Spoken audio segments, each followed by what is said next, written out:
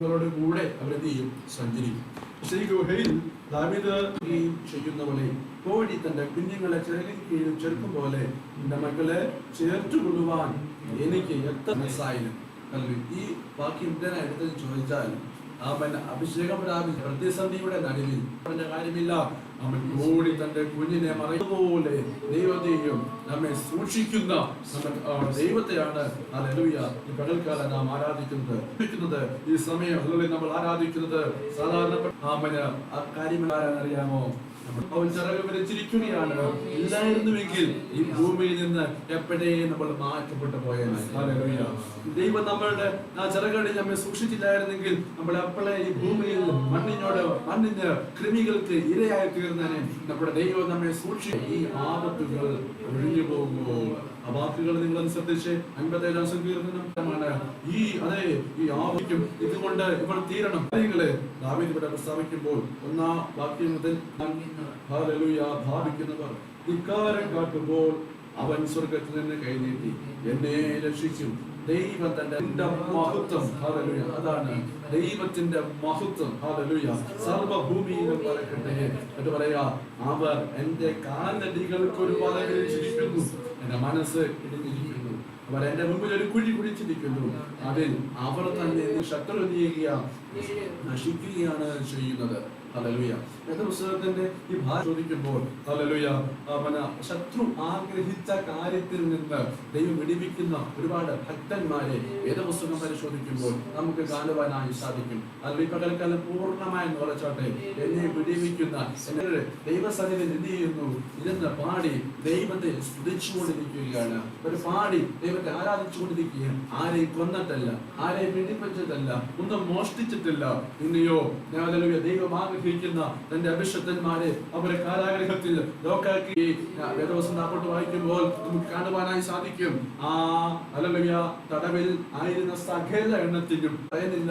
അങ്ങനെ ആൾക്കാരുണ്ട്. ഞാൻ പറഞ്ഞത് എന്തെടുക്കാൻ ചോദിക്കുമ്പോ അത് പറയുന്നത് എന്താണെന്നറിയോ? പാടുക. പക്ഷെ ദിവസം നമ്മൾ നോക്കിയപ്പോ ദിവസം എങ്ങനെയാ തിരിഞ്ഞിരിക്കും. രാത്രി പകലിന്റെ അധ്വാനം, ഭാരം, പ്രയാസം, ക്ഷീണം, ഇനിവേ നമ്മുടെ വിഷയമാണ്. ഞാൻ പറഞ്ഞതിന്റെ കാര്യം സന്തോഷമുള്ളത് കൊണ്ട് എങ്ങനെയായാലും അവർക്ക് എന്ത് ചെയ്യുക? നമ്മൾ തിരിഞ്ഞായാലും അതൊരു അടച്ചിരുന്നായാലും എന്ത് ചെയ്യുക? മക്കളെ പാട്ട് പാടുന്നത് ഹൃദയത്തിന്റെ അകത്ത് എപ്പോഴും എല്ലാവർക്കും എന്താണ് ഒരു സന്തോഷം. എനിക്ക് തോന്നുന്നു പാട്ടിനോട് ഇഷ്ടമില്ലാത്തത് ആരും, എല്ലാവർക്കും പാട്ടെന്താണ് ഇഷ്ടം. ഹല്ലേലൂയ. അങ്ങനെ ദാവീദ് പറയുന്നു, ഈ നിരാശയുടെ അനുഭവത്തിൽ നിന്നും പെട്ടെന്നൊരു വിടുതൽ തനിക്ക് വേണ്ടി ദൈവം ചെയ്യുമ്പോൾ, ഹല്ലേലൂയ, തനിക്ക് വേണ്ടി ദൈവം ചെയ്തത് ദാവീദിനെ അപേക്ഷിച്ച് ഇപ്പോഴത്തെ രാത്രിയിലാണ് സന്ദേശങ്ങളെ പറഞ്ഞപ്പോൾ ഇപ്രകാരം പറഞ്ഞിരുന്നു. ഹല്ലേലൂയ. ആ ഗുഹയ്ക്കകത്ത് അവൻ ശൗലും വന്ന് കാൽമടക്കത്തിൽ എന്ത് ചെയ്തു? ദാവീദിന്റെ കൂടെ ഉള്ളവർ പറഞ്ഞ രാജാവേ, പ്രഭു, അല്ല എന്താ നമ്മുടെ പ്രതിയോഗി അല്ലേ, നമ്മുടെ ശൗല് എവിടെ എത്തിയിരിക്കുന്നു? നമ്മുടെ കയ്യിൽ തന്നെ വന്നിട്ടുണ്ട്. ഇപ്പൊ വേണം എന്ത് ചെയ്യാം? ഇല്ലാതാക്കാം ഒക്കെ വിചാരിച്ചു. പക്ഷേ ദൈവത്തിന്റെ അഭിഷക്തനായി. ഹല്ലേലൂയ. ഈ പകൽക്കാലം ദൈവങ്ങളെ സാഹചര്യങ്ങളിൽ ആ സന്ദർഭത്തിൽ ചെയ്തു വിട്ടുമാറിയില്ലാതെ ഞാൻ ചിന്തിക്കുന്നു വേറെ എന്തോ ഒരു വലിയ മണ്ഡലങ്ങളിൽ ഇവിടെ തന്നെ ദൈവപ്രവൃത്തി അവിടെ എന്ത് ചെയ്യുന്നേ? വെളിപ്പെട്ടേനെ. ഹല്ലേലൂയ.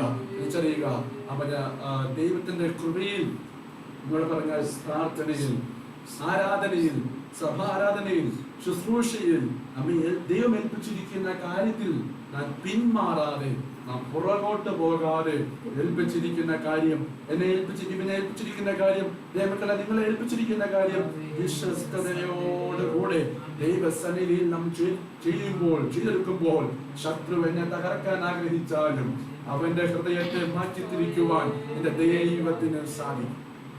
ഹല്ലേലൂയ. അപ്പൊ നോക്കിക്കേ, ഇങ്ങനെയുള്ള സന്ദർഭത്തിന്റെ നടുവിലും അവൻ ദാവീദിന് വേണേ ശൗലിനെ എന്ത് ചെയ്യായിരുന്നു? കളയായിരുന്നു. പക്ഷെ ഒന്നും ദാവീദ് തുണിഞ്ഞില്ല. അതിനൊന്നും ദാവീദ് ആഗ്രഹിച്ചില്ല. ആ സങ്കീർത്തനത്തിൽ ആദ്യ ഒരു വിഷമം, ഒരു നിരാശ ദൈവത്തോട് പറയുമ്പോഴും അവസാനം പറയുകയാണ് 7-ാമത്തെ വാക്യം, എന്റെ മനസ്സുറച്ചിരിക്കുന്നു, ദൈവമേ എന്റെ മനസ്സുറച്ചിരിക്കുന്നു, ഞാൻ പാടും, ഞാൻ കീർത്തനം ചെയ്യും. 112-ാം സങ്കീർത്തനം 7-ാമത്തെ വാക്യത്തിലും സങ്കീർത്തനകാരൻ ദുർവർത്തമാന നിമിത്തം അവർ ഭയപ്പെടുകയില്ല, അവന്റെ ഹൃദയം യഹോവയിൽ ചെയ്യുന്നു, ആശ്രയിച്ച് ഉറച്ചിരിക്കുന്നു. 112 സങ്കീർത്തനം 7-ാമത്തെ വാക്യം. ദുർവർത്തമാന നിമിത്തം അവൻ ഭയപ്പെടുകയില്ല. എന്തുവാണെന്നറിയാമോ? നിനക്ക് വിരോധമായി എന്ത് വർത്തമാനങ്ങൾ ആര് പറഞ്ഞാലും, നിനക്ക് വിരോധമായി ആര് എന്ത് ചെയ്തെന്ന് പറഞ്ഞാലും, ഈ പകൽക്കാലം ഹല്ലേലൂയ ആമേൻ. ദുഷ്ടൻ, ഞാനിങ്ങനെ ചിന്തിക്കുക, ദുഷ്ടന്റെ ഹൃദയത്തിന്റെ ആശയം മനസ്സിലാക്കി പറയുക, ആമേൻ, അവന് ആശ്രയിച്ചിരിക്കുന്ന ആരെയാ? യഹോവയായ ദൈവത്തെയാണ്. യഹോവയായ ദൈവത്തെയാണ്. അവൻ പൗലോസഫേസിന്റെ അടുത്ത് പറയുന്നുണ്ട്, നമ്മുടെ കർത്താവായ യേശുക്രിസ്തുവിന്റെ നാമത്തിൽ ദൈവവും പിതാവുമായവന് എല്ലായ്പ്പോഴും എല്ലാറ്റിനും വേണ്ടിയും സ്തോത്രം ചെയ്തുകൊള്ളുവീൻ. ഹല്ലേലൂയ. അപ്പോൾ എന്ത് നേരിട്ടാലും ദൈവസന്നിധി നമ്മൾ എന്ത് ചെയ്യുക? സ്തോത്രം ചെയ്യും. നമ്മുടെ സ്തോത്രത്തിനേക്കാൾ ശക്തിയുള്ളത് വേറെ ഒന്നുമില്ല.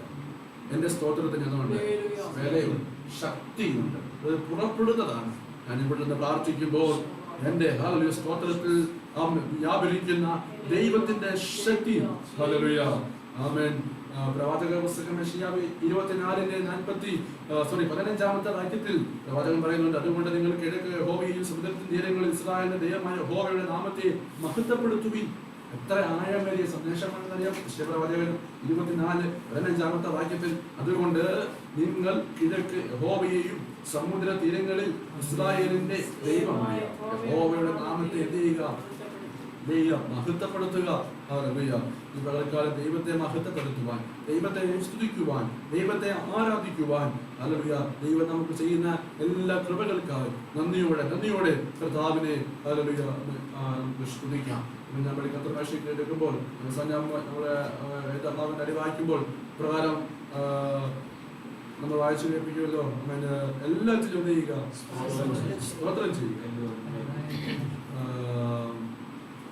2 തെസ്സലോനിക്കരുടെ ലേഖനം 1-ാമധ്യായം 3-ാമത്തെ വാക്യം. സഹോദരന്മാരെ, നിങ്ങളുടെ വിശ്വാസം ഏറ്റവും വർദ്ധിച്ചു, അല്ലാതെ നിങ്ങൾക്ക് എല്ലാവർക്കും അന്യോന്യം സ്നേഹം പെരുകി ഞാൻ യോഗ്യമാവണം ദൈവത്തിന് എപ്പോഴും നിങ്ങളെ കുറിച്ച് സ്തോത്രം ചെയ്യുവാൻ കടപ്പെട്ടിരിക്കും. പൗലോസ് പറയുന്ന പറഞ്ഞ കാര്യം 1 തെസ്സലോനിക്കർ 5:18, എല്ലാറ്റിനും സ്തോത്രം ചെയ്യുമ്പോൾ ഇതല്ലോ നിങ്ങളെ കുറിച്ച് ഹല്ലേലൂയ. ദൈവത്തിന്റെ ഇഷ്ടം എന്തോ? എല്ലാറ്റിനും സ്തോത്രം. ഈ പകൽക്കാലം എത്ര ഹൃദയങ്ങൾ അത് ആഗ്രഹിക്കുന്നു. അങ്ങനെ ആഗ്രഹിക്കുന്നവരോടൊരു കാര്യം പറയാം, നിങ്ങൾ വ്യാപരിക്കുന്ന ദൈവത്തിന്റെ ശക്തി ശത്രുവിന് എന്നെപ്പറ്റി നനച്ചിരിക്കുന്ന മണ്ഡലങ്ങളുടെ കയ്യിൽ നിന്ന് ദൈവം ചെയ്യും എന്നെ വിടുവിക്കുവാൻ, ദൈവം എന്ത് ചെയ്യും? സഹായിക്കുവാൻ ഇടയായിത്തീരും. 34 സങ്കീർത്തനം, ഞാൻ യഹോവ എല്ലാ കാലത്തുമായിട്ടും എന്റെ നാവിനെയും ദൈവത്തെ സ്തുതിക്കുന്നവനെ ദൈവം രക്ഷിക്കും. ദൈവത്തിന് പ്രാർത്ഥിക്കുന്നവനെ ദൈവം സഹായിക്കും. പകൽക്കാലം അവൻ ഒരു ചടങ്ങല്ല ഇത്. ഹല്ലേലൂയ. അങ്ങനെ ആയിരുന്നെങ്കിൽ നമുക്ക് ഇങ്ങനെ ഇരുന്ന് പ്രാർത്ഥിക്കേണ്ട ഒരു കാര്യമില്ല. ഒരു ചടങ്ങായിരുന്നെങ്കിൽ ഹല്ലേലൂയ ലോക്ക്ഡൗൺ പ്രഖ്യാപിച്ചത് കൊണ്ട് വലിയൊരു സന്തോഷമായിരുന്നു. പക്ഷേ ഹല്ലേലൂയ എല്ലാ നാളും ദൈവത്തെ, ജീവനുള്ള ദൈവത്തെ സ്തുതിക്കുവാൻ, ഹല്ലേലൂയ, നിങ്ങളൊരു കിളിയെ പിടിച്ച് അവൻ കൂട്ടിലിട്ട് ഹല്ലേലൂയ അതിന് കൂട്ടിലിടുമ്പോൾ ആ കിളിയുടെ അകത്തൊരു ആഗ്രഹമുണ്ട്. എന്താണെന്നറിയോ? എനിക്ക് എങ്ങനെയെങ്കിലും ഇത് ചെയ്യണം, പറന്നു പോകണം. നമ്മൾ പ്രാർത്ഥിക്കുന്ന ദൈവത്തിന്റെ വചനത്തെ ഇഷ്ടപ്പെടുന്ന, ആരാധിക്കുന്ന അനേകം ദൈവമക്കളുടെ ഹൃദയം ഇങ്ങനെ ഇരിക്കുകയാണ്. കർത്താവിനെ ആരാധിക്കുവാൻ, എനിക്ക് ദൈവത്തെ സ്തുതിക്കുവാൻ, ഇല്ലാത്ത സാഹചര്യങ്ങളുടെ നടുവിൽ ദൈവമേ അവിടുന്ന് ഒരു അത്ഭുതം ഞങ്ങൾക്ക് വേണ്ടി ചെയ്യണമേ. അനേക ഹൃദയങ്ങൾ ആഗ്രഹിച്ചിരിക്കുമ്പോൾ ഭയപ്പെടേണ്ട, ദൈവം അതിനു വേണ്ടുന്ന വഴികളെ തുറന്നു തരും. ദൈവം നമുക്ക് വേണ്ടി പ്രവർത്തിക്കും. ഒരു നിമിഷം നമ്മുടെ കണ്ണുകളെ ദൈവസ്ഥനിൽ അടച്ച് ആ ദൈവത്തോട് നമുക്ക് പ്രാർത്ഥിക്കാം. എല്ലാറ്റിനും ദൈവത്തിന് സ്തോത്രം ചെയ്യണം. ഞാൻ നശിപ്പിക്കുവാൻ ആഗ്രഹിക്കുന്ന, ഇല്ലായ്മയാക്കുവാൻ ആഗ്രഹിക്കുന്ന ദുഷ്ടന്റെ മണ്ഡലങ്ങളിൽ നിന്ന്, ശാരീരിക ശക്തികളിൽ നിന്ന് ഹല്ലേലൂയ ആമേൻ ദൈവസ്ഥനിൽ പ്രാർത്ഥിക്കുക. ദൈവം അത്ഭുതങ്ങളെ ചെയ്യും. ഞാൻ ഒന്നാമത് വളരെ ആ സങ്കീർത്തനത്തിൽ നിന്ന് വളരെ ഊന്നി നിൽക്കുക. വിളിച്ചു പറയാം, നിരാശ കടന്നു വരുന്ന ദൈവമക്കളെ, പ്രയാസങ്ങൾ കടന്നു വരുന്ന ദൈവമക്കളെ, ദൈവത്തെ സ്തുതിക്കുക. നിങ്ങൾ കണ്ണടച്ച് ഒരു നിമിഷം ഞങ്ങളെ ലൈവിലൂടെ കാണുന്ന ദൈവമക്കളെ, ഈ ശബ്ദം കേൾക്കുന്നവരെ ഒരു നിമിഷം കണ്ണടച്ച് ദൈവസ്തുതി പ്രാർത്ഥിച്ചാട്ടെ. യോബിന്റെ പുസ്തകത്തിന്റെ യോബ് 1:21 പറയുന്നു, നഗ്നനായി ഞാൻ എന്റെ അമ്മയുടെ ഗർഭത്തിൽ നിന്ന് പുറപ്പെട്ടു വന്നു, നഗ്നനായി തന്നെ മടങ്ങിപ്പോകും. യഹോവ തന്നു, യഹോവ എടുത്തു, യഹോവയുടെ നാമം വാഴ്ത്തപ്പെടുമാറാകട്ടെ. നിരാശ ഏത് വിധത്തിലാണെന്ന് പറയാൻ പറ്റത്തില്ല. പ്രയാസം ഏത് രീതിയിലുള്ളതെന്ന് പറയാൻ പറ്റത്തില്ല. നമ്മൾ എന്ത് വന്നാലും പറയണം, വാ തുറന്ന് അഭിഷേകം പ്രാപിച്ച ദൈവമേ പറയും, എന്റെ ദൈവത്തിന്റെ നാമം വാഴ്ത്തപ്പെടട്ടെ. ഈ പകൽ എത്ര പേര് പറയും ഏത് പ്രതിസന്ധിയുടെ നടുവിൽ എന്റെ ദൈവത്തിന്റെ നാമം വാഴ്ത്തപ്പെടട്ടെ. എന്റെ ദൈവം അറിയാതെ എനിക്ക് ഒന്നും സംഭവിക്കുകയില്ല, എന്റെ ജീവിതത്തിൽ ഒന്നും കടന്നു വരികയില്ല. വെച്ചാൽ പ്രതിസന്ധിയുടെ നടുവിൽ പറഞ്ഞാട്ടെ, എന്റെ ദൈവത്തിന്റെ നാമം വാഴ്ത്തപ്പെടട്ടെ. ഒരു നിമിഷം കണ്ണുകളടച്ച് ദൈവത്തോടൊന്ന് പ്രാർത്ഥിച്ചാട്ടെ. ദാവീദിനെ രക്ഷിച്ച ദൈവം, തനിക്ക് വേണ്ടി രക്ഷ ഒരുക്കിയ ദൈവം, അവൻ ശത്രുവിന്റെ കയ്യിൽ നിന്ന് വെടിവെച്ച ദൈവം, ശത്രുവിന്റെ ആഗ്രഹത്തിൽ നിന്ന് രക്ഷിച്ച ദൈവം. ഹല്ലേലൂയ. ഈ പകൽക്കാലം എന്റെ ജീവിതത്തിൽ ഞാൻ ഭാരപ്പെടുന്ന വിഷയത്തിന്മേൽ, ഞാൻ നിരാശപ്പെടുന്ന ഹല്ലേലൂയ കാര്യങ്ങളുടെ മുഖത്ത് കർത്താവേ അങ്ങയുടെ കരം ഹല്ലേലൂയ എനിക്ക് വേണ്ടി ഒന്ന് നീട്ടണമേ. യശോവേ അങ്ങയുടെ കരം എനിക്ക് വേണ്ടി ഒന്ന് വ്യാപരിക്കണമേ. അങ്ങയുടെ കരം എനിക്ക് വേണ്ടി ഒന്ന് ചലിക്കണമേ. എന്റെ ശരീരത്തിൽ നിങ്ങൾ ശാരീരികമായി ഒരുപക്ഷെ ക്ഷീണം അനുഭവിക്കുന്നവരായേക്കാം, മാനസികമായി നിങ്ങൾ പ്രയാസപ്പെടുന്ന ആളായേക്കാം, നിങ്ങളുടെ സാമ്പത്തിക നിലകളിൽ ഒരുപാട് പ്രയാസങ്ങൾ അനുഭവിക്കുന്നവരായേക്കാം. ഒരു നിമിഷം വചനപ്രകാരം പ്രാർത്ഥിക്കാമോ? ദൈവം അത്ഭുതങ്ങളുടെ ദൈവമാണ്, ദൈവം അതിശയങ്ങൾ പ്രവർത്തിക്കുന്ന ദൈവമാണ്. Hallelujah, hallelujah, hallelujah. നിങ്ങൾ എന്റെ നാമത്തിൽ അപേക്ഷിക്കുന്നു ഒക്കെയും പിതാവ് പുത്രനിൽ മഹത്വപ്പെടേണ്ടതുണ്ട്, ഞാൻ ചെയ്തു തരും. ഹല്ലേലൂയ. അവന്റെ നാമത്തിൽ നിങ്ങൾ പ്രാർത്ഥിക്കുകയാണ്. ദൈവമാ ചെയ്യുന്നത്, മനുഷ്യനല്ല. ദൈവത്തിന്റെ പ്രവൃത്തി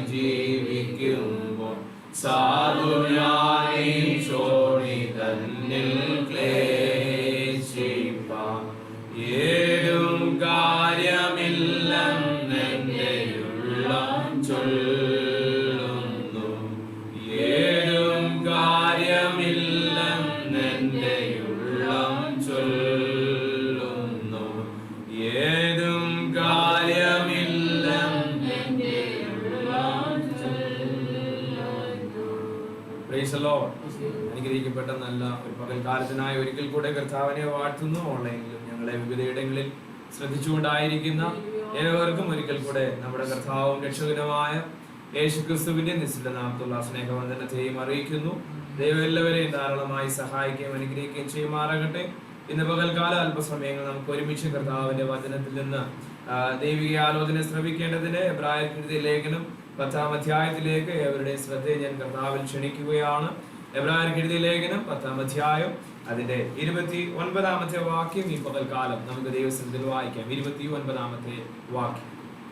ദൈവപുത്രനെ ചവിട്ടിക്കളയുകയും തന്നെ വിശദീകരിച്ച നിയമരക്തത്തെ മലിനമെന്ന് നിരൂപിക്കുകയും കൃപയുടെ ആത്മാവിനെ നിന്ദിക്കുകയും ചെയ്തവൻ എത്ര കഠിനമേറിയ ശിക്ഷയ്ക്ക് പാത്രമാവും എന്ന് വിചാരിക്കുകയും.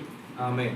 വായിക്കപ്പെട്ട വേദഭാഗം ഏവരും കണ്ടു എന്ന് കർത്താവിൽ വിശ്വസിക്കുന്നു. ഒരിക്കൽ കൂടെ ഞാൻ ഓൺലൈനിലായിരിക്കുന്ന ഏവർക്കുമായിട്ടൂടെ വായിക്കുകയാണ്. എബ്രായ ലേഖനം 10-ാം അധ്യായം അതിന്റെ 29-ാമത്തെ വാക്യമാണ് നാം കർത്താവിൽ വായിക്കപ്പെട്ടിരിക്കുന്നത്.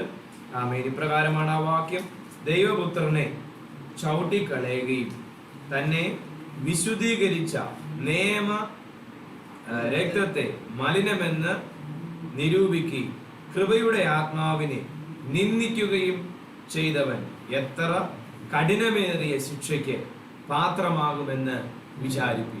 ആമേൻ.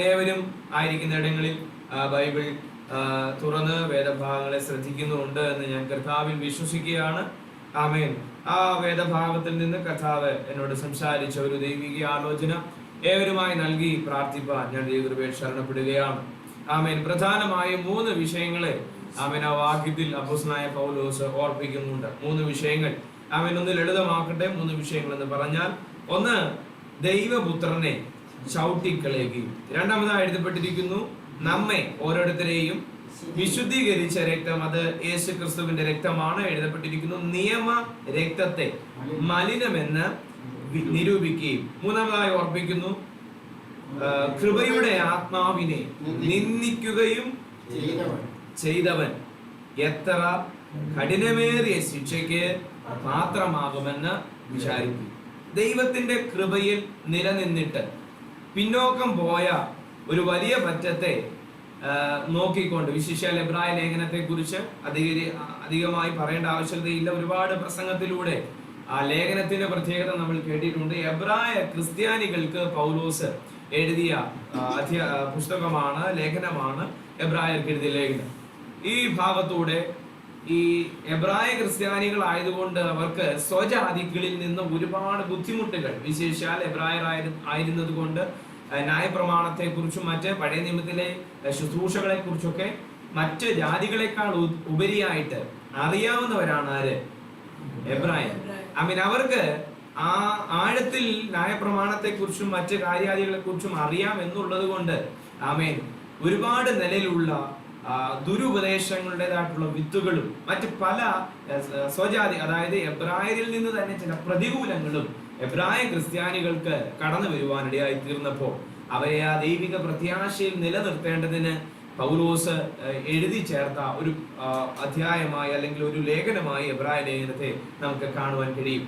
എന്നാൽ മുൻ ശുശ്രൂഷകളെ നന്നായിട്ട് ഈ എബ്രായ ക്രിസ്ത്യാനികൾക്ക് അറിയാം എന്നുള്ളത് കൊണ്ട് തന്നെ ഈ കാലഘട്ടത്തിൽ അന്നത്തെ പോലെയുള്ള പിന്മാറ്റങ്ങൾ കടന്നു വന്നാൽ അവർക്ക് സംഭവിക്കുവാൻ പോകുന്ന വിഷയത്തെക്കുറിച്ചാണ് താൻ ഈ വാക്യത്തിലൂടെ ഓർപ്പിക്കുന്നത്. ഏവർക്കും ഞാൻ പറഞ്ഞ വാക്കുകൾ വ്യക്തമായെന്ന് ഞാൻ വിശ്വസിക്കുന്നു. ഒരിക്കൽ കൂടെ ആവർത്തിക്കുന്നു. അതെ, എബ്രായ ക്രിസ്ത്യാനികൾക്ക് പഴയ കാര്യങ്ങളെ, പഴയ നിയമത്തിലെ ന്യായപ്രമാണ കാലഘട്ടത്തിലെ കാര്യാദികളെ നന്നായിട്ട് അറിയാം എന്നുള്ളത് കൊണ്ടാണ് അന്ന് ഒരുപാട് പ്രാവശ്യം നമ്മൾ പ്രവചന പുസ്തകമായ യിരെമ്യ, യെശയ്യാ, എഹെസ്കേൽ ഒക്കെ വായിക്കുമ്പോൾ പിന്മാറ്റത്തിൻ്റെതായിട്ടുള്ള ഒരുപാട് അനുഭവങ്ങൾ ദൈവമക്കളുടെ ഇടയിൽ നമുക്ക് കാണുവാനായിട്ട് കഴിയും. എന്നാൽ അങ്ങനത്തെ അനുഭവം പുതിയ നിയമത്തിലായിരിക്കുന്ന ദൈവമക്കൾക്ക് കടന്നു വന്നാൽ അവർക്ക് വരുവാൻ പോകുന്ന, അവരിൽ സംഭവിക്കുന്നതായിട്ടുള്ള വിഷയങ്ങളെ കുറിച്ചാണ് ഈ 10-ാം അധ്യായത്തിലെ ഏറിയ ചില വാക്യങ്ങൾ നമ്മൾ വായിക്കപ്പെടുന്നത്. അതുകൊണ്ട് തന്നെ ഒരിക്കൽ കൂടെ എന്താണ് സംഭവിക്കുക എന്നുള്ളതിനെ കുറിച്ച് എഴുതിയ വാക്യം നമ്മൾ വായിച്ച ഒരു വാക്യം എബ്രായർ 10:29 ഞാൻ ഒന്നുകൂടെ വായിക്കുന്നു. ദൈവപുത്രനെ ചവിട്ടിക്കളയുകയും തന്നെ വിശുദ്ധീകരിച്ച നിയമ രക്തത്തെ മലിനമെന്ന് നിരൂപിക്കുകയും കൃപയുടെ ആത്മാവിനെ നിന്ദിക്കുകയും ചെയ്തവൻ എത്ര കഠിനമേറിയ ശിക്ഷയ്ക്ക് പാത്രമാകുമെന്ന് വിചാരിക്കും. ഈ അധ്യായത്തിലെ ഒരുപാട് വാക്യങ്ങളിൽ വരുന്ന നമ്മൾ ദൈവകൃപയിൽ നിലനിന്നിട്ട് പിന്മാറിപ്പോയവർക്ക് വരുന്ന അനുഭവങ്ങളെ കുറിച്ച് ഒരു വാക്യം കൂടെ ഞാൻ വായിക്കാം. 27-ാം വാക്യത്തിൽ, ന്യായവിധിക്കായി 26 തൊട്ട്, സത്യത്തിന്റെ പരിജ്ഞാനം ലഭിച്ച ശേഷം നാം മനഃപൂർവ്വം പാപം ചെയ്താൽ പാപങ്ങൾക്ക് വേണ്ടി ഇനി ഒരു യാഗവും ശേഷിക്കാതെ ന്യായവിധിക്കായി ഭയങ്കരമായ ഒരു പ്രതീക്ഷയും എതിരാളികളെ ദഹിപ്പിക്കുവാനുള്ള ക്രോധാഗ്നിയുമേയുള്ളൂ. അപ്പോൾ ഒരുപാട് വാക്യങ്ങളിലൂടെ തന്നെ ദൈവത്തിന്റെ വചനത്തിൽ നമുക്ക് കാണുവാനായിട്ട് കഴിയും. വളരെ വ്യക്തമായും അവർ ഓർപ്പിക്കുന്നത് ഈ പ്രതികൂലത്തിലൂടെ കടന്നു പോകുന്ന സമയങ്ങളിൽ പിന്മാറ്റം അനുഭവം ഉണ്ടാകുമ്പോൾ ആ പിന്മാറ്റം നമ്മളെ ദൈവകൃപയിൽ നിന്ന് തള്ളിക്കളയുക മാത്രമല്ല, നമുക്ക് വലിയ ക്രോധാഗ്നിയെന്നും അതേപോലെ തന്നെ നമ്മൾ കുരുവാക്യമായി വായിച്ചെടുത്ത് എഴുതിയിരിക്കുന്ന എത്ര കഠിനമേറിയ ശിക്ഷയ്ക്ക് പാത്രമാകും എന്ന് വിചാരിക്കുവിൻ. അപ്പൊ അവിടെ എഴുതിയിരിക്കുന്ന വാക്ക് എല്ലാവരും ശ്രദ്ധിക്കുന്നുണ്ടെന്ന് വിശ്വസിക്കുന്നു, വിചാരിക്കുവിൻ. അപ്പൊ നമുക്ക് എല്ലാവർക്കും ഇന്നൊരു മറ്റൊരു വിചാരം ഉണ്ടാകട്ടെ. ഹല്ലേലൂയ. എന്ത് വിചാരം? ലോക്ക്ഡൗൺ ആണല്ലോ, ചോറ് എങ്ങനെ വെക്കും എന്നുള്ള വിചാരമാണോ? അല്ല. അത്യാവശ്യം കടന്നു വരുന്ന വെച്ചാൽ അത്യാവശ്യം കേരളീയരായതുകൊണ്ട് അത്യാവശ്യ കൃഷികളൊക്കെ വീട്ടുപറമ്പിൽ തന്നെ ചിലർക്കെങ്കിലും ഉണ്ടാകും. അതെല്ലാം പോകട്ടെ, അല്ലെങ്കിൽ 1-2 പ്ലാവുണ്ട്, ചക്ക പറിച്ച് വേവിക്കുന്ന വിചാരമാണോ? അല്ല. സ്തോത്രം.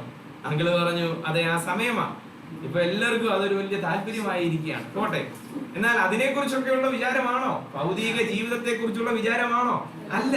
ദൈവത്തിന്റെ വചനത്തിൽ എഴുതിയിരിക്കുകയാണ്, നമുക്കുണ്ടാകേണ്ട വിചാരം എന്താണ്?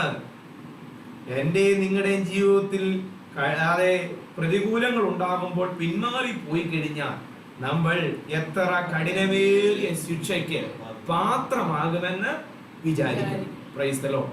ആമേൻ. ഞാൻ എന്നെ ദൈവം ഏൽപ്പിച്ച ദൈവദൂതിലേക്ക് ആലോചനയിലേക്ക് കടക്കുകയാണ്. ഒരു വിഷയം മാത്രം ആ വാക്യത്തിൽ നിന്ന് നിങ്ങളുടെ ശ്രദ്ധയിലേക്ക് നൽകാം. മൂന്നാമത്തെ വിഷയം, കൃപയുടെ ആത്മാവിനെ നിന്ദിക്കുകയും ചെയ്ത. ദൈവത്തിന്റെ വചനത്തിൽ ദൈവാത്മാവിനെ കുറിച്ച് പറയുന്ന വാക്കുകൾ, വിശദീകരണങ്ങൾ ചെറുതല്ല, വലുതാണ്. ഒത്തിരി വിശദീകരണങ്ങൾ തരുവാൻ കഴിയും. നമ്മുടെ സമയം ചുരുക്കേണ്ടത് ആവശ്യമായതുകൊണ്ട് ഞാൻ അധികമായി കടന്നു പോകുന്നില്ല. എങ്കിലും വാക്യങ്ങൾ ഓർപ്പിക്കാതെ ഞാൻ നിങ്ങളുടെ ഓർമ്മകളിലൂടെ 1-2 വാക്യങ്ങൾ ഓർപ്പിക്കാം. ആമേൻ. എഫേസ്യ ലേഖനം 4-ാം അധ്യായത്തിൽ നമ്മൾ വായിക്കുന്നു, ദൈവത്തിന്റെ പരിശുദ്ധാത്മാവിനെ ദുഃഖിപ്പിക്കരുത്, അവനാലല്ലോ വീണ്ടെടുപ്പ് നാളിനായി നിങ്ങളെ മുദ്രയിട്ടിരിക്കുന്നത്. അപ്പോൾ പരിശുദ്ധാത്മാവിനെ കുറിച്ച് വചനത്തിൽ എഴുതിയിരിക്കുകയാണ്, അതിനെ ദുഃഖിപ്പിക്കരുത്. അതേപോലെ തന്നെ നമ്മൾ സ്ഥിരം കേൾക്കുന്ന ഒരു കർത്തൃമേശ ശുശ്രൂഷകൾക്ക് ശേഷം ദൈവസഭയെ പ്രബോധിപ്പിക്കുവാനായി നമ്മൾ വായിക്കുന്ന തെസ്സലോനിക്കർ എഴുതിയ 1-ാം ലേഖനം 5-ാം അധ്യായത്തിൽ നിന്ന് നമ്മൾ ഗ്രഹിക്കുന്ന ഒരു വാക്ക്, ആത്മാവിനെ കെടുക്കരുത്. ആമേൻ. നിങ്ങൾ അതെ പ്രവചനം തുച്ഛീകരിക്കരുത്. ആമേൻ. അധികം കടക്കുന്നില്ലെങ്കിലും ആമേൻ 3 പ്രധാന വാക്യങ്ങൾ ഇപ്പോൾ തന്നെ ഞാൻ നിങ്ങളുടെ ശ്രദ്ധയിലേക്ക് തന്നു. 1, പരിശുദ്ധാത്മാവിനെ എന്ത് ചെയ്യരുത്?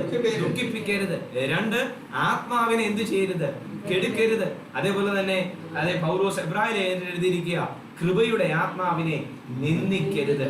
ആമേൻ. ദുഃഖിപ്പിക്കരുത്, കെടുക്കരുത്, നിന്ദിക്കരുത്. ദൈവത്തിന്റെ ആത്മാവുമായിട്ടുള്ള ബന്ധത്തിൽ ദൈവകൃപയിൽ വളരേണ്ടവരായ നാം ഒരിക്കലും ദൈവത്തിന്റെ ആത്മാവിനെ ദുഃഖിപ്പിക്കുകയാകട്ടെ, കെടുത്തുന്ന അനുഭവമാകട്ടെ, അതേപോലെ തന്നെ നിന്ദിക്കുന്ന അനുഭവമാകട്ടെ നമ്മുടെ ജീവിതത്തിൽ എന്ത് ചെയ്യരുത്?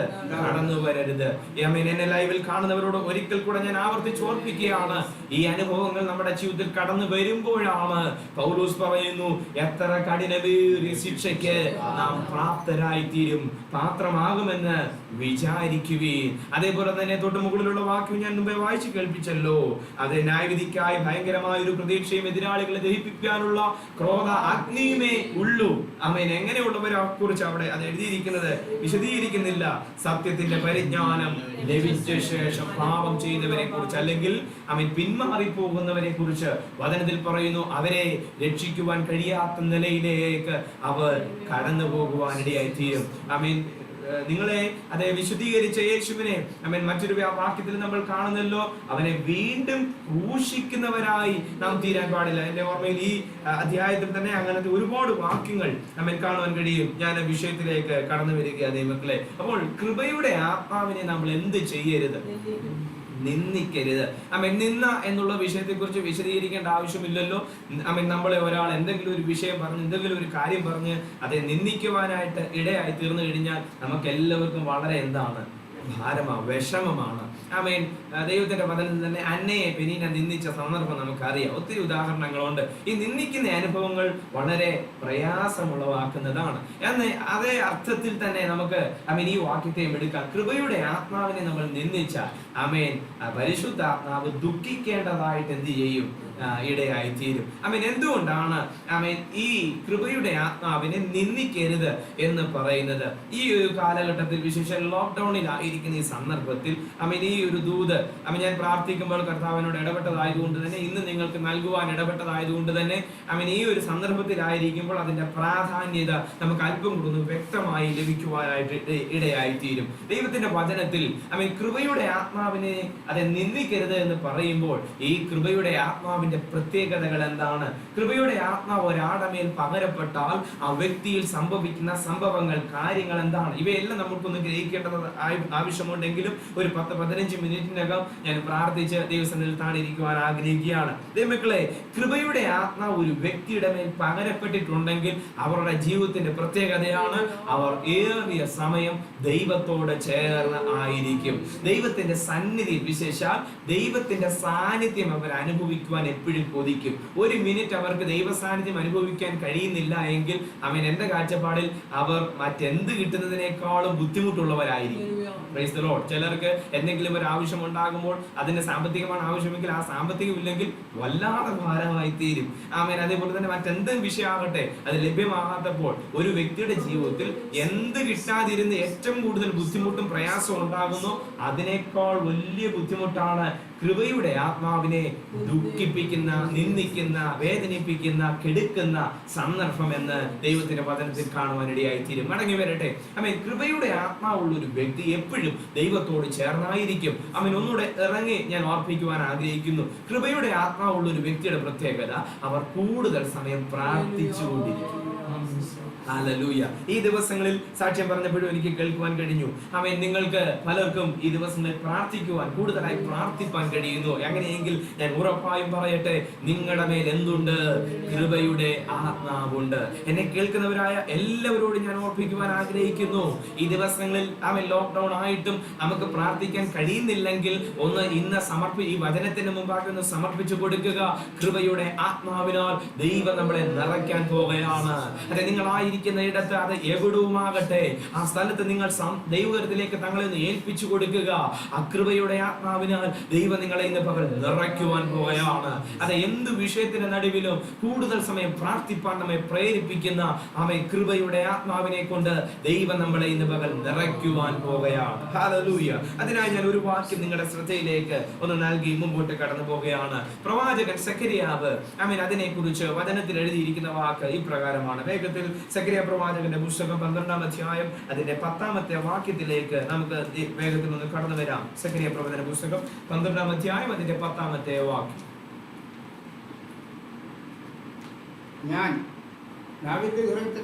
ഞാൻ ദാവീദ് ഗ്രഹത്തിന്മേലും യെരൂശലേം നിവാസികളുടെ മേലും കൃപയുടെയും യാചനകളുടെയും ആത്മാവിനെ പകരും. അടുത്ത സെന്റൻസ് കൂടെ, തങ്ങൾ കുത്തിയിട്ടുള്ളവങ്കിലേക്ക് അവർ നോക്കും. ഏകജാതനെ കുറിച്ച് വിലപിക്കുന്നത് പോലെ അവർ അവനെ കുറിച്ച് ആദ്യജാതനെ കുറിച്ച് വ്യസനിക്കുന്നത് പോലെ അവർ അവനെ കുറിച്ച് വ്യസനിക്കും.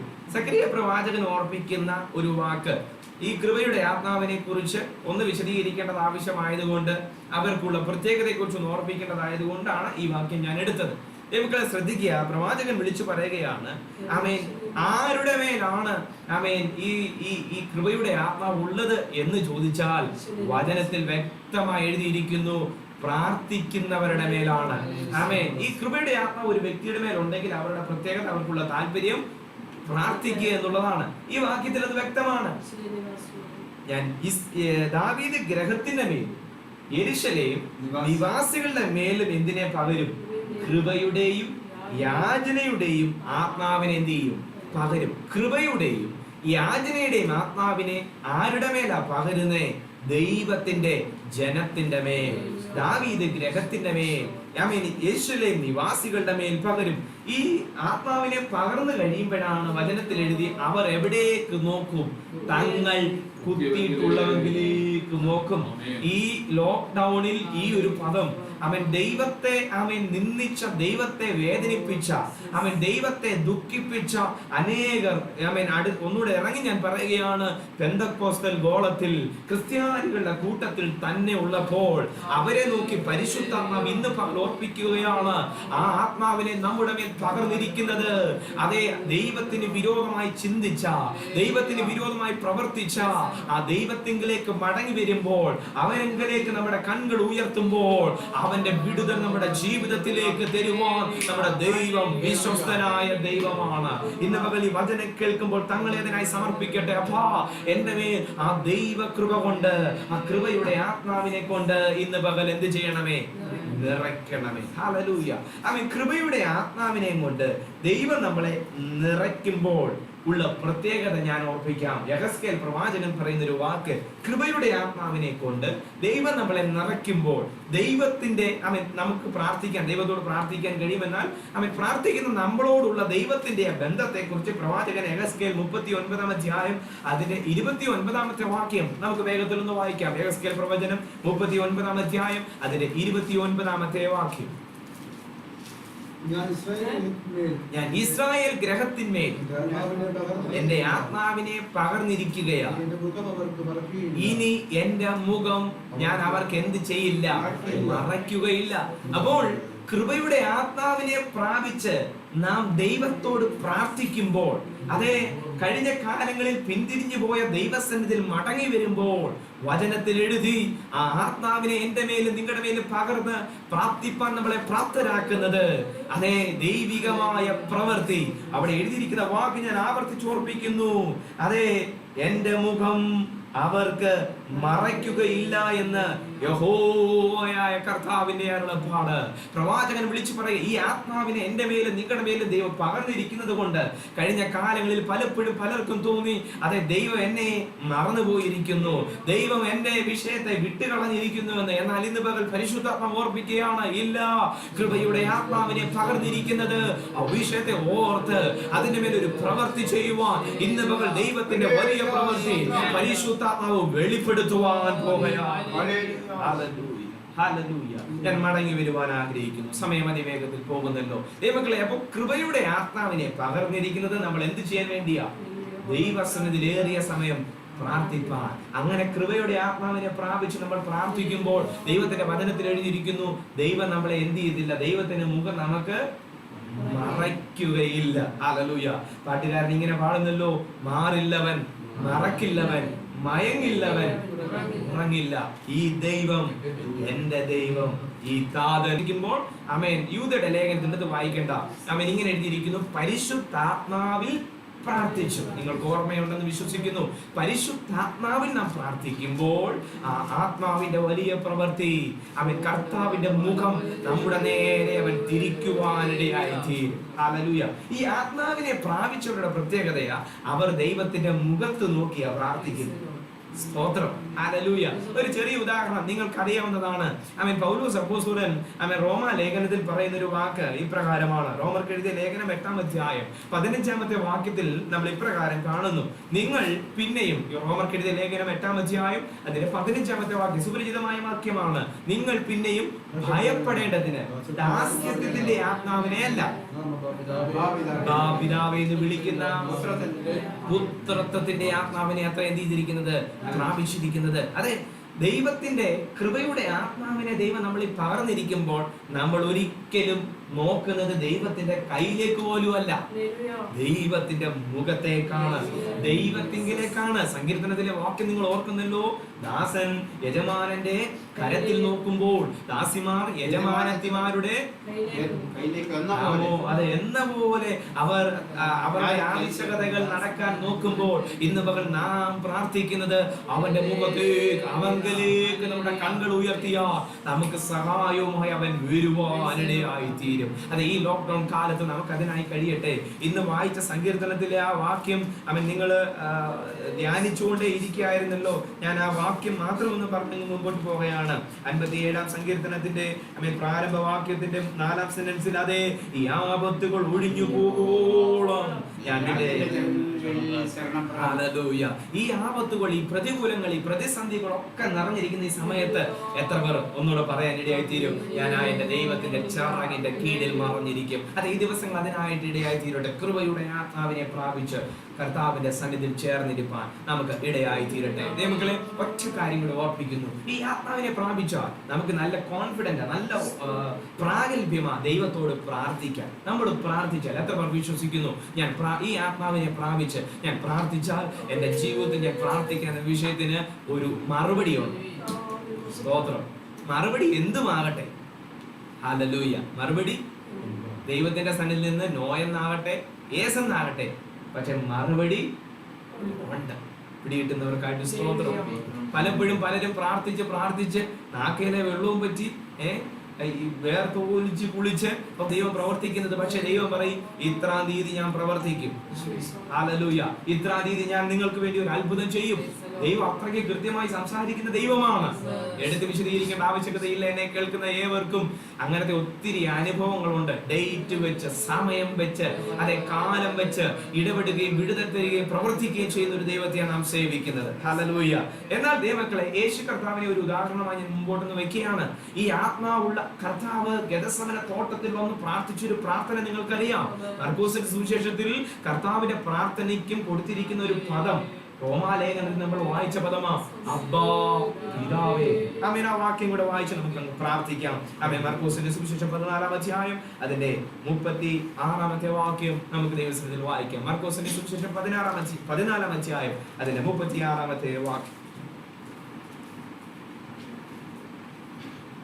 അബ്ബാ പിതാവേ, നിനക്ക് എല്ലാം കഴിയും. ഇതാ യേശു കർത്താവ് പറയുകയാണ്, അബ്ബാ പിതാവേ നിനക്ക്. ആമേൻ. ഈ വാക്യം കേൾക്കുന്ന എല്ലാവരോടും ഓർപ്പിക്കട്ടെ, നിങ്ങൾ ഈ വാക്യം ഞങ്ങൾ പറയുമ്പോൾ ഒന്ന് ആവർത്തിച്ച് മനസ്സിലെങ്കിലും പറയുക, അബ്ബാ പിതാവേ നിനക്ക് എല്ലാം. കൃപയുടെ ആത്മാവുള്ള യേശു കർത്താവിന്റെ ഒരു പ്രാർത്ഥന, അബ്ബാ പിതാവേ നിനക്ക് എന്തെങ്കിലും അവിടെ ഒഴിച്ചു വിട്ടിട്ടുണ്ടോ? ഇന്ന് പകൽ ലോക്ക്ഡൌൺ കാരണം പല വിഷയത്തിൽ ഭാരപ്പെടുന്നവരെ നോക്കി ഞാൻ ഓർപ്പിക്കുന്നു, നാം ആരാധിക്കുന്ന, നാം കൃപയുടെ ആത്മാവിനെ പ്രാപിച്ചു പ്രാർത്ഥിക്കുന്ന ദൈവത്തിന് എല്ലാം കഴിയും. അവനെ കൊണ്ട് കഴിയാത്തതായിട്ട് ഒന്നും തന്നെ ഇല്ല. യേശു കർത്താവിന്റെ പ്രാർത്ഥനയിൽ 2 രഹസ്യങ്ങൾ അവിടെ മറഞ്ഞു കിടക്കുന്നു. അതുകൂടെ ഞാൻ ഓർപ്പിച്ച് പെട്ടെന്ന് പ്രാർത്ഥിക്കുക. കർത്താവ് പ്രാർത്ഥിച്ചത് 2 വിഷയത്തിനാ. അത് മനസ്സിലാകണമെങ്കിൽ ഒരു വാക്യം കൂടെ മുകളിൽ നമ്മൾ നോക്കണം.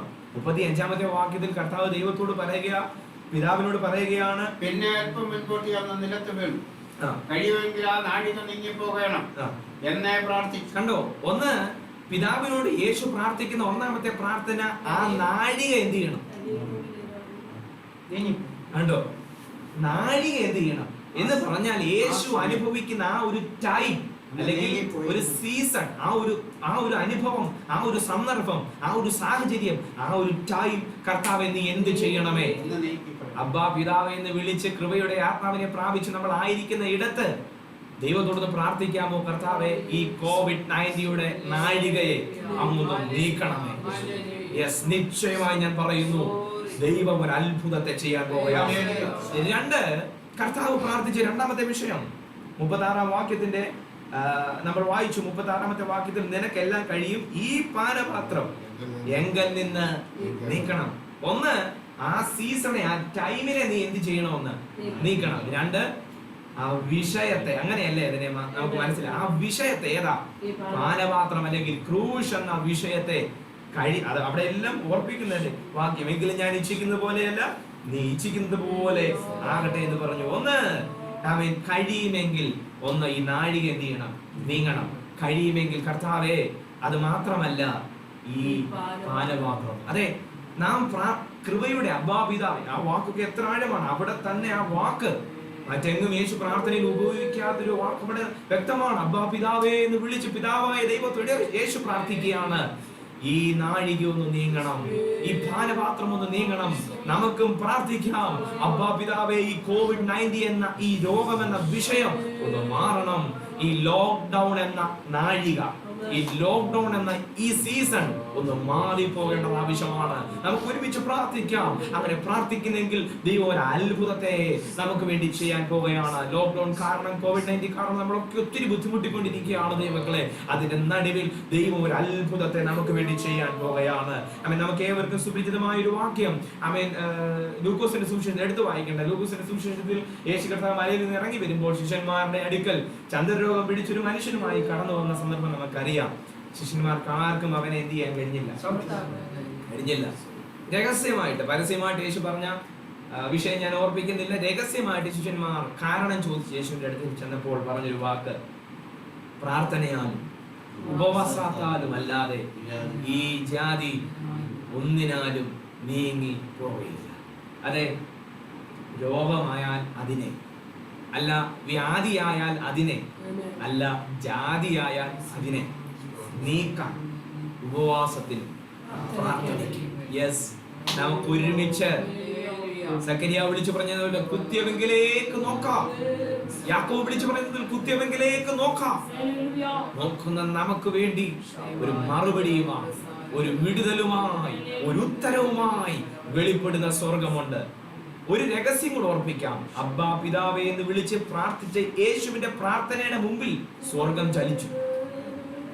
ലൂക്കോസിന്റെ സുവിശേഷത്തിൽ പറയുന്നു, എന്റെ ഓർമ്മയിൽ കഴിഞ്ഞ സൺഡേയിൽ ഞാൻ ഓർപ്പിച്ചു എന്ന് ഞാൻ ചിന്തിക്കുന്നു, അവനെ ശക്തീകരിക്കാം. ഹല്ലേലൂയ. കണ്ടോ, അബ്ബാ പിതാവേ എന്നൊന്ന് വിളിച്ച് നാം പ്രാർത്ഥിക്കുമ്പോ ചലിക്കുന്ന ഒരു സ്വർഗമുണ്ട്. ഇന്ന് പകൽ എത്ര പേർക്കൊന്ന് പ്രാർത്ഥിക്കാൻ കഴിയും? നിങ്ങൾക്ക് വേണ്ടി, നിങ്ങൾ പ്രാർത്ഥിച്ച വിഷയത്തിന് വേണ്ടി അത്ഭുതങ്ങളെ ചെയ്യാൻ സ്വർഗം ചലിക്കാൻ പോവുകയാണ്. എത്ര പേർ വായ്കളെ തുറന്ന് ശബ്ദമുയർത്തി, അതെ, നിങ്ങൾ ആയിരിക്കുന്നിടത്ത് നിങ്ങൾക്ക് അതിന് കഴിയുമെങ്കിൽ, ശബ്ദമുയർത്തി ഒന്ന് പ്രാർത്ഥിക്കാൻ കഴിയുമെങ്കിൽ ദയവായി അതിനൊന്ന് മുതിർന്നാട്ടെ. അബ്ബാ പിതാവേ എന്ന് ഉറക്കെ വിളിച്ച് നിങ്ങൾ ആയിരിക്കുന്നിടത്ത് പ്രാർത്ഥിച്ചു തുടങ്ങുക. നിങ്ങൾ വലിയ കൂട്ടങ്ങളായിരിക്കില്ലല്ലോ, നിങ്ങൾ വീടുകളായിരിക്കുമല്ലോ ഇത് ഒരുപക്ഷെ കേൾക്കുന്നത്, അല്ലെ മറ്റൊരു സ്ഥലങ്ങളിലായിരിക്കും. എവിടെയായിരുന്നാലും ഒന്ന് പ്രാർത്ഥിക്കുക. ശബ്ദമുയർത്തി കഴിയുമെങ്കിൽ അബ്ബാ പിതാവേ എന്ന് പ്രാർത്ഥിക്കുക. നിങ്ങളുടെ പ്രാർത്ഥനയ്ക്ക്, കൃപയുടെ ആത്മാവിനെ പ്രാപിച്ച നിങ്ങളുടെ പ്രാർത്ഥനയ്ക്ക് ഒരത്ഭുത മറുപടി, ഒരത്ഭുത വിടുതലിനെ ഇന്ന് കർത്താവ് ചെയ്യാൻ പോകുകയാണ്. എല്ലാ കണ്ണുകളും ഒരു നിമിഷം ദൈവസന്നിധിയിൽ അടച്ചാട്ടെ. അതെ, പ്രാർത്ഥിക്കുന്നവർക്ക് വേണ്ടി ആമേൻ ആത്മാവിനെ പ്രാപിച്ചവരോട് പ്രവാചകൻ യെഹെസ്കേൽ പറഞ്ഞു, എന്റെ മുഖം ഇനി ഞാൻ അവർക്ക് മറക്കയില്ല. കണ്ണുകളെ അടയ്ക്കണം, പ്രാർത്ഥിക്കാം. കരുതുന്നവൻ, കാക്കുന്നവൻ, കരുണയുള്ളോ, നമ്മളെ കൈവിടാത്തൊരു ദൈവം. കരുതുന്നവൻ, കാക്കുന്നവൻ, കരുണയുള്ളോ, കൈവിടില്ലെന്നെ. ചേർന്ന് പാടാം. ഈ ദൈവം എന്റെ ദൈവം, ഈ താതൻ നമ്മുടെ അപ്പനാണ്. ഈ ദൈവം എന്റെ ദൈവം, ഈ താതൻ എന്റെ താതൻ. മാറില്ലവൻ, മറക്കില്ലവൻ, മയങ്ങില്ലവൻ, ഉറങ്ങില്ലവൻ. മാറില്ലവൻ, മറക്കില്ല. എന്റെ ജീവിതത്തിൽ യേശു ഒരിക്കലും മയങ്ങില്ലവൻ, ഉറങ്ങില്ലവൻ. ഈ ദൈവം എന്റെ ദൈവം,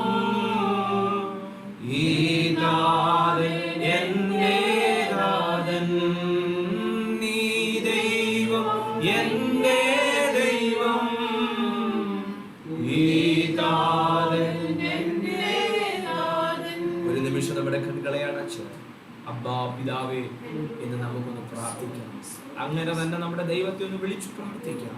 തന്നെ വിളിച്ചപേക്ഷിക്കുന്ന ഏവർക്കും റോമാലേഖനത്തിൽ പൗലോസ് പറയുന്നു, അവൻ നൽകുവാൻ തക്കവണ്ണം സമ്പന്നനായ ദൈവമാണ്. നമ്മൾ എന്ത് വിഷയത്തിൽ ഇപ്പോൾ ഭാരപ്പെടുന്നു, അതേതുമാകട്ടെ, യേശുവിന്റെ പ്രാർത്ഥന അവിടെ എഴുതിയിരിക്കുന്ന വാക്ക്, അബ്ബാ പിതാവേ നിനക്ക് സകലവും കഴിയും. അതെ, നാം പ്രാർത്ഥിക്കുന്ന നമ്മുടെ യേശു കർത്താവിന് സകലവും കഴിയും. നിങ്ങളായിരിക്കുന്ന സ്ഥാനത്ത് രോഗികളാണെങ്കിൽ നിങ്ങളുടെ രോഗത്തെ ദൈവകരത്തിൽ ഒന്ന് സമർപ്പിച്ച് അബ്ബാ പിതാവേ എന്നൊന്ന് വിളിച്ചാട്ടെ. അല്ല, മറ്റൊരു ഭാരത്തിൽ നിങ്ങളായിരിക്കുന്നെങ്കിൽ ആ വിഷയത്തെ ഒന്ന് സമർപ്പിച്ച് അബ്ബാ പിതാവേ എന്ന് വിളിച്ചാട്ടെ. ഇല്ല, ഈ ലോക്ക്ഡൗൺ കാരണം നിങ്ങൾ വലിയ ഭാരം അനുഭവിക്കുന്നെങ്കിൽ ആമേൻ ആ വിഷയം ഒന്ന് സമർപ്പിച്ച്, ജോലിയാകാം, സാമ്പത്തികമാകാം, മറ്റെന്തെങ്കിലും വിഷയമാകാം, അതൊന്ന് സമർപ്പിച്ച് അബ്ബാ പിതാവേ എന്ന് വിളിച്ചാട്ടെ. വിശേഷിയ പൊതുവായി ഞാൻ ഒരു വിഷയം കൂടെ ഓർപ്പിക്കുന്നത്, മക്കളെ, കർത്താവെ ഈ നാഴിക, ഈ ലോക്ക്ഡൗൺ എന്ന ഈ ഒരു സീസൺ, ഈ ഒരു നാഴികയെ അങ്ങൊന്ന് നീക്കണം. 2, കൊറോണ COVID-19 എന്ന ഈ രോഗത്തെ അങ്ങൊന്ന് നീക്കണം. അതെ, പ്രാർത്ഥനയിൽ നീങ്ങാത്തതൊന്നുമില്ല. യേശുവിന്റെ നാമത്തിൽ നമുക്ക് ഒരുമിച്ച് പ്രാർത്ഥിക്കാം. അബ്ബാ പിതാവേ, ഇന്ന് പകൽ ഞങ്ങൾ ഒരുമിച്ച് തിരുമുഖത്തേക്ക് നോക്കുന്നു. കർത്താവേ, അങ്ങേ നോക്കിയവരാരും ലജ്ജിച്ചു പോയില്ല. അവർ പ്രകാശിതരായി തീർന്നെങ്കിൽ അവരെ ജ്യോതിസ് പോലെ ലോകത്തിൽ നിലനിർത്തുന്ന കർത്താവേ, ഇന്ന് പകൽ ഞങ്ങളെ ദൈവകരത്തിലേക്ക് സമർപ്പിച്ച് പ്രാർത്ഥിക്കുമ്പോൾ അവിടുത്തെ അദൃശ്യമായ കരം, അതേ ലൈവിൽ കർത്താവെ ആരൊക്കെ ഈ സമയത്ത് ഞങ്ങളെ കാണുന്നുവെന്നും വരും ദിവസങ്ങൾ ആരൊക്കെ കാണുമെന്ന് ഞങ്ങൾ ആഴമായി അറിയുന്നില്ല എങ്കിലും എല്ലാവരും ഞങ്ങൾ ദൈവത്തിലേക്ക് തരുന്നു. അപ്പച്ചാ, അങ്ങയുടെ ഒരു അത്ഭുത പ്രവൃത്തി അവരുടെ ജീവിതത്തിൽ ഒന്ന് വെളിപ്പെടുവാൻ കർത്താവ് ഇടയാക്കി തീർക്കണമേ. അവരെന്ത് വിഷയത്തിൽ ഇപ്പോൾ ഭാരപ്പെടുന്നു, അബ്ബാ പിതാവേ ഞങ്ങൾ ഒരുമിച്ച് പ്രാർത്ഥിക്കുമ്പോൾ ആ വിഷയത്തിൽ ഒരു വിടുതൽ കൊടുക്കാണ്ട്. എന്നാൽ കർത്താവ് ഈ ദിവസങ്ങളിൽ പ്രാർത്ഥിപ്പാൻ കഴിയാതെ ആരെങ്കിലും ആയിരിക്കുന്നെങ്കിൽ അവരുടെ മേൽ ഞങ്ങൾ ഈ പ്രാർത്ഥിക്കുന്ന സമയത്ത് തന്നെ അവിടുത്തെ കൃപയുടെ ആത്മാവിനാൽ ഒന്ന് നിറച്ചാട്ടെ. ദിഗരജ ലഗശിയാർത്ഥന ജബലഘടകധനയ. യേശുവേ, അങ്ങയുടെ നാമത്തിൽ ഞങ്ങൾ ഒരുമിച്ച് പ്രാർത്ഥിക്കുന്നു. ഇപ്പോൾ അങ്ങയുടെ ആത്മാവിനാൽ അവരെ ഒന്ന് നിറച്ചാട്ടെ. അവിടുത്തെ കൃപയുടെ ആത്മാവിനാൽ ആ ദൈവമക്കളെ അവരായിരിക്കുന്ന സ്ഥാനത്ത് അവരൊന്ന് നിറച്ചാട്ടെ.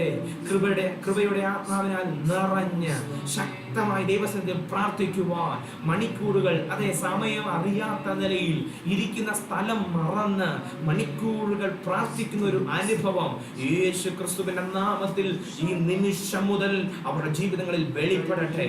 അതെ, ആ ആത്മാവിനാൽ അധികമായിട്ട് നിറച്ചാട്ടെ. യേശു രാത്രി മുഴുവൻ മലയിൽ പോയി പ്രാർത്ഥിച്ചതുപോലെ, പ്രാർത്ഥനയിൽ രാത്രി കഴിച്ചുവെന്ന് ഞങ്ങൾ വായിക്കുന്നത് പോലെ മണിക്കൂറുകൾ നീണ്ട് പ്രാർത്ഥിക്കുന്ന അതേ ഒരു അനുഭവം ആ ആത്മാവിനാൽ ഏവരുടെ ജീവിതത്തിന് മേൽ ഇപ്പോൾ പകരപ്പെടട്ടെ. യേശുവിന്റെ നാമത്തിൽ ഇപ്പോൾ കേട്ടുകൊണ്ടിരിക്കുന്ന സകല ജീവിതങ്ങളുടെ മേലും ആത്മാവിന്റെ സ്പർശനം ഉണ്ടാകട്ടെ, ആത്മാവിന്റെ പരിവർത്തനം ഉണ്ടാകട്ടെ. ഇതുവരെ അവർ അനുഭവിച്ചിട്ടില്ലാത്തൊരു പ്രത്യേക ആത്മസാന്നിധ്യം അവരായിരിക്കുന്നത് അനുഭവിപ്പാൻ പിതാവ് സഹായിക്കണമേ. രോഗികൾ ഇപ്പോൾ സൗഖ്യമാകട്ടെ. പൈശാചിക ബന്ധനങ്ങളായിരിക്കുന്നപ്പോൾ വിടുതൽ പ്രാപിക്കട്ടെ. അതേ ദൂരത്ത് ആയിരിക്കുന്ന തലമുറകളിലെ അതേ ബന്ധുമിത്രാദികളുടെ വിഷയത്തിൽ ഭാരപ്പെട്ട് കേൾക്കുന്ന ജീവിതങ്ങളുടെ മേൽ പോലും ഇപ്പോൾ ഒരു അദൃശ്യമായ വിടുതൽ യേശുവിന്റെ നാമത്തിൽ ഞങ്ങൾ കൽപ്പിച്ചാക്കുകയാണ്. കർത്താവ് അങ്ങനെ ചെയ്യുന്നതിനായി സ്തോത്രം. ഈ എളിവനെ ഇതുവരെ ശുശ്രൂഷിപ്പാൻ കൃപ തന്ന് നിലനിർത്തിയതിനായി സ്തോത്രം. തുടർന്നുള്ള ശുശ്രൂഷകളെ കർത്താവ് ആദരിക്കുന്നു.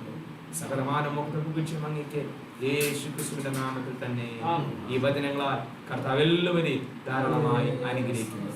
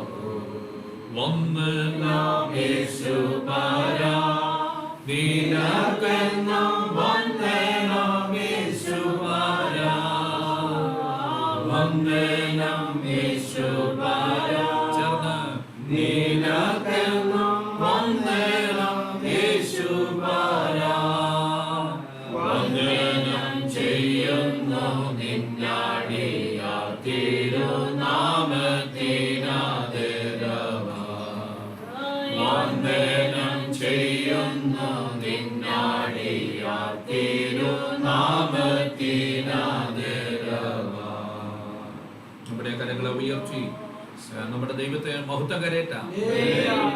അനുഗ്രഹീതമായ ഒരു വിശുദ്ധ സഭായോഗത്തിൽ രാജ്യത്തിന്റെ ദേശത്തിന്റെ വിവിധ ഇടങ്ങളിൽ ഞങ്ങൾ ഒരുമിച്ച് ആത്മീക ശുശ്രൂഷയിലായിരിക്കുന്ന വിശ്വാസികളും വിശ്വസ്തരും വിശുദ്ധരുമായ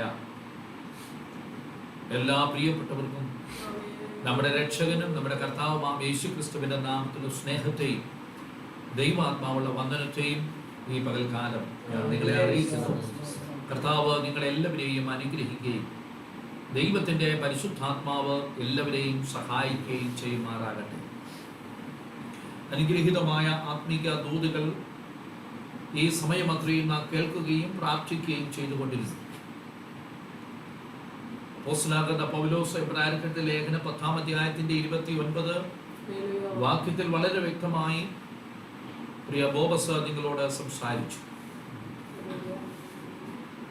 അവിടെ ഇപ്രകാരം എഴുതപ്പെട്ടിരിക്കുന്നു: ദൈവപുത്രനെ ചവിട്ടിക്കളയുകയും കൃപയുടെ ആത്മാവിനെ നിന്ദിക്കുകയും തന്നെ ശുദ്ധീകരിച്ച നിയമരക്തത്തെ മലിനമെന്ന് നിരൂപിക്കുകയും ചെയ്താൽ എത്ര കഠിനമേറിയ ശിക്ഷയ്ക്ക് മാത്രമാകും എന്ന് ദൈവത്തിന്റെ വചനം നമ്മെ ഓർക്കും. അതുകൊണ്ട് ഈ കാലങ്ങളിൽ ദൈവകൃപയുടെ വലിയ വ്യാപാരത്തെ ഓരോ പ്രിയപ്പെട്ടവരും ഏറ്റെടുത്ത് അനുഗ്രഹം പ്രാപിപ്പാൻ തക്കവണ്ണം ദൈവത്തിന്റെ പരിശുദ്ധാത്മാവ് നിങ്ങളെല്ലാവരെയും സഹായിക്കുകയും അനുഗ്രഹിക്കുകയും ചെയ്യട്ടെ എന്ന കർത്താവിൽ ഞാൻ ആഗ്രഹിക്കുകയും ഈ പകൽക്കാലം കടന്നു വന്ന നിങ്ങളെ ദൈവം സഹായിക്കുകയും ചെയ്യും. നമ്മുടെ മുമ്പിലുള്ള സമയം ഒട്ടും പാഴാക്കി കളയാതെ ദൈവത്തിന്റെ വചനത്തിൽ നിന്ന് ചില ആത്മീക ദൂതുകൾ നിങ്ങളുമായി പങ്കുവെച്ച് കർത്താവിൽ പ്രാർത്ഥിപ്പാൻ ഞാൻ ആഗ്രഹിക്കുന്നു. ഇതിലേക്ക് നാം വായിച്ച സങ്കീർത്തനത്തിൽ തന്നെ ഒരു വാക്യം നിങ്ങളുടെ ശ്രദ്ധയിലോട്ട് കൊണ്ടുവന്നു ചില ആത്മീയ ദൂതകൾ നിങ്ങളുടെ മുമ്പിൽ ഭരമേൽപ്പിച്ച് പ്രാർത്ഥിക്കുവാൻ ദൈവം നമ്മെ സഹായിക്കും. 57-ാമത്തെ സങ്കീർത്തനമാണല്ലോ സഭയായി നാം ഇന്ന് വായിക്കുവാൻ ദൈവദിന പ്രകാരം തെരഞ്ഞെടുത്തിരിക്കുന്നത്. ആ 57-ാം സങ്കീർത്തനം ദൈവഭൃതനാകുന്ന ദാവീദ് തൻ്റെ ജീവിതത്തിൽ ക്ലേശപൂർണമായ സാഹചര്യത്തിൻ്റെ മുഖത്ത്, തൻ്റെ മനസ്സ് ഇടുങ്ങിയിരിക്കുന്ന സാഹചര്യത്തിൻ്റെ മുഖത്ത് ദൈവമുമ്പിൽ ദൈവത്തോട് പ്രാർത്ഥിച്ച ചില അനുഭവങ്ങൾ. പ്രാർത്ഥിച്ചവൻ്റെ മനസ്സ് തിരുവചനത്തിൽ കാണാൻ കഴിയുന്നു, ഉറച്ചിരിക്കും. ഇന്നലകളിൽ ഇടിഞ്ഞവൻ്റെ ഹൃദയം ഇന്നുകളിൽ ഉറച്ചിരിക്കും. ഇന്നലകളിലും ഇന്നുകളിലും ഇടയ്ക്ക് സംഭവിച്ചത് മറ്റൊന്നല്ല, ദൈവസന്നിധിയിൽ നിന്ന് പ്രാർത്ഥിച്ച, ദൈവസന്നിധിയിൽ മധ്യസ്ഥ വഹിച്ച തൻ്റെ ജീവിതത്തിൻ്റെ അനുഭവത്തിൽ ഇന്ന് ഈ പ്രഭാതയാമത്തിൽ ഞങ്ങളെ കേൾക്കുന്ന പ്രിയപ്പെട്ടവരോട് പറയട്ടെ, നിങ്ങളുടെ മനസ്സ് ഇടിഞ്ഞിരിക്കുന്നു എങ്കിൽ ഇതാ ഈ ലൈവിലൂടെ ഞങ്ങളെ കേട്ടുകൊണ്ടിരിക്കുമ്പോൾ, ഞങ്ങളെ കണ്ടുകൊണ്ടിരിക്കുമ്പോൾ, ഞങ്ങളുടെ അധരങ്ങളിൽ നിന്ന് വീഴപ്പെടുന്ന ദൈവത്തിന്റെ വചനം നിങ്ങൾ ശ്രവിച്ചുകൊണ്ടിരിക്കുമ്പോൾ, ദൈവത്തിന്റെ പരിശുദ്ധാത്മാവിനാൽ നിങ്ങളുടെ മനസ്സ് ഉറയ്ക്കാൻ പോകുക. ദൈവത്തിന് സ്തോത്രം. അങ്ങനെ മനസ്സ് ഉറച്ചു കഴിഞ്ഞാൽ സങ്കീർത്തനക്കാരൻ പറയുന്നു, ഞാൻ പാടും, ഞാൻ കീർത്തനം ചെയ്യും. ഞങ്ങളോട് ചേർന്ന് നിരാശകൾ ഭാരങ്ങളൊക്കെ വെടിഞ്ഞ് കർത്താവിനെ പാടി മഹത്വപ്പെടുത്തുവാൻ സർവശക്തനായ ദൈവം നിങ്ങളെ സഹായിക്കട്ടെ പ്രിയപ്പെട്ടവരെ. അങ്ങനെയാണെങ്കിൽ ദാവീദ് തന്റെ ജീവിതത്തിന്റെ അനുഭവത്തിൽ താന് 2-ാമത്തെ വാക്യത്തിൽ ഇപ്രകാരം പറയുകയുണ്ടായി. 2-ാമത്തെ വാക്യം, അത്യുന്നതനായ ദൈവത്തെ ഞാൻ വിളിച്ച് അപേക്ഷിക്കും. ദൈവത്തിന്റെ സ്തോത്രം, ദൈവത്തിന്റെ സ്തോത്രം. എല്ലാവരും ചേർന്ന് ദൈവത്തിന് സ്തോത്രം ചെയ്തു. പ്രിയപ്പെട്ട ദൈവമക്കളെ, ഞാൻ വിളിച്ചപേക്ഷിക്കുന്നത് അത്യുന്നതനായ ദൈവത്തെയാണ്. ദൈവത്തിന് സ്തോത്രം. അത്യുന്നതനായ ദൈവത്തെ ഞാൻ വിളിച്ചപേക്ഷിക്കുന്നു. വിളിച്ചപേക്ഷിക്കുന്ന ദൈവത്തിൽ ഒരു മനുഷ്യൻ എത്രത്തോളം പ്രത്യാശ വെച്ചിരിക്കുന്നു എന്ന് നിങ്ങൾ ശ്രദ്ധിക്കണം. അവിടെ ദാവീദ് വിളിച്ചപേക്ഷിച്ച ദൈവത്തിൽ നിന്ന് താൻ പ്രതീക്ഷിക്കുന്നത്, എനിക്ക് വേണ്ടി സർവവും നിർവഹിക്കുന്ന ദൈവത്തെ തന്നെ, എനിക്ക് വേണ്ടി സകലതും നിർവഹിക്കുന്ന ഒരു ദൈവം. ഹല്ലേലൂയ. എത്ര ദൈവമക്കൾ ഞാൻ പറഞ്ഞ വാക്ക് ഗ്രഹിക്കാൻ കഴിഞ്ഞു? നമുക്ക് ഓരോരുത്തർക്കു വേണ്ടി സകലതും നിർവഹിക്കുന്ന ഒരു ദൈവം ഇന്നും ഇന്നലെയും അനന്യനായി നമ്മോടുകൂടെ ഉള്ളതോർത്ത് ഞാൻ ആ ദൈവത്തെ എല്ലാം നിർവഹിക്കുന്നവനാണ് നമ്മുടെ ദൈവം. ദൈവത്തിന് സ്തോത്രം. ഞാൻ വേദപുസ്തകം ചില കാര്യങ്ങളിൽ വേഗത്തിൽ നിങ്ങളുടെ ശ്രദ്ധയിലോട്ടൊന്ന് കൊണ്ടുവന്ന് പ്രാർത്ഥിപ്പാൻ ഞാൻ താല്പര്യപ്പെടുകയാണ്. നമ്മുടെ ദൈവം നമുക്ക് വേണ്ടി ചെയ്യുന്ന വലിയ പദ്ധതികൾ ചെറുതല്ല, വലുതാണ്. ഒന്ന്, ദൈവം തന്റെ പുത്രന് വേണ്ടിയാണ് സകലതും ചെയ്തിരിക്കുന്നത്. ആ ദൈവപുത്രനായ യേശു ക്രിസ്തുവിൽ നിന്നാണ് നാം ഇതൊക്കെ അനുഭവിക്കുന്നത്. നമുക്കൊരു വാക്യം ദൈവവചനത്തിൽ നിന്ന് വായിപ്പാൻ ഞാൻ ആഗ്രഹിക്കുന്നു. എബ്രായർക്ക് എഴുതിയ ലേഖനം 1-ാം അധ്യായം അതിന്റെ 1-2 വാക്യങ്ങളിൽ നമുക്ക് കാണാൻ കഴിയുന്നു, ദൈവം പണ്ട് ഭാഗമായും വിവിധമായും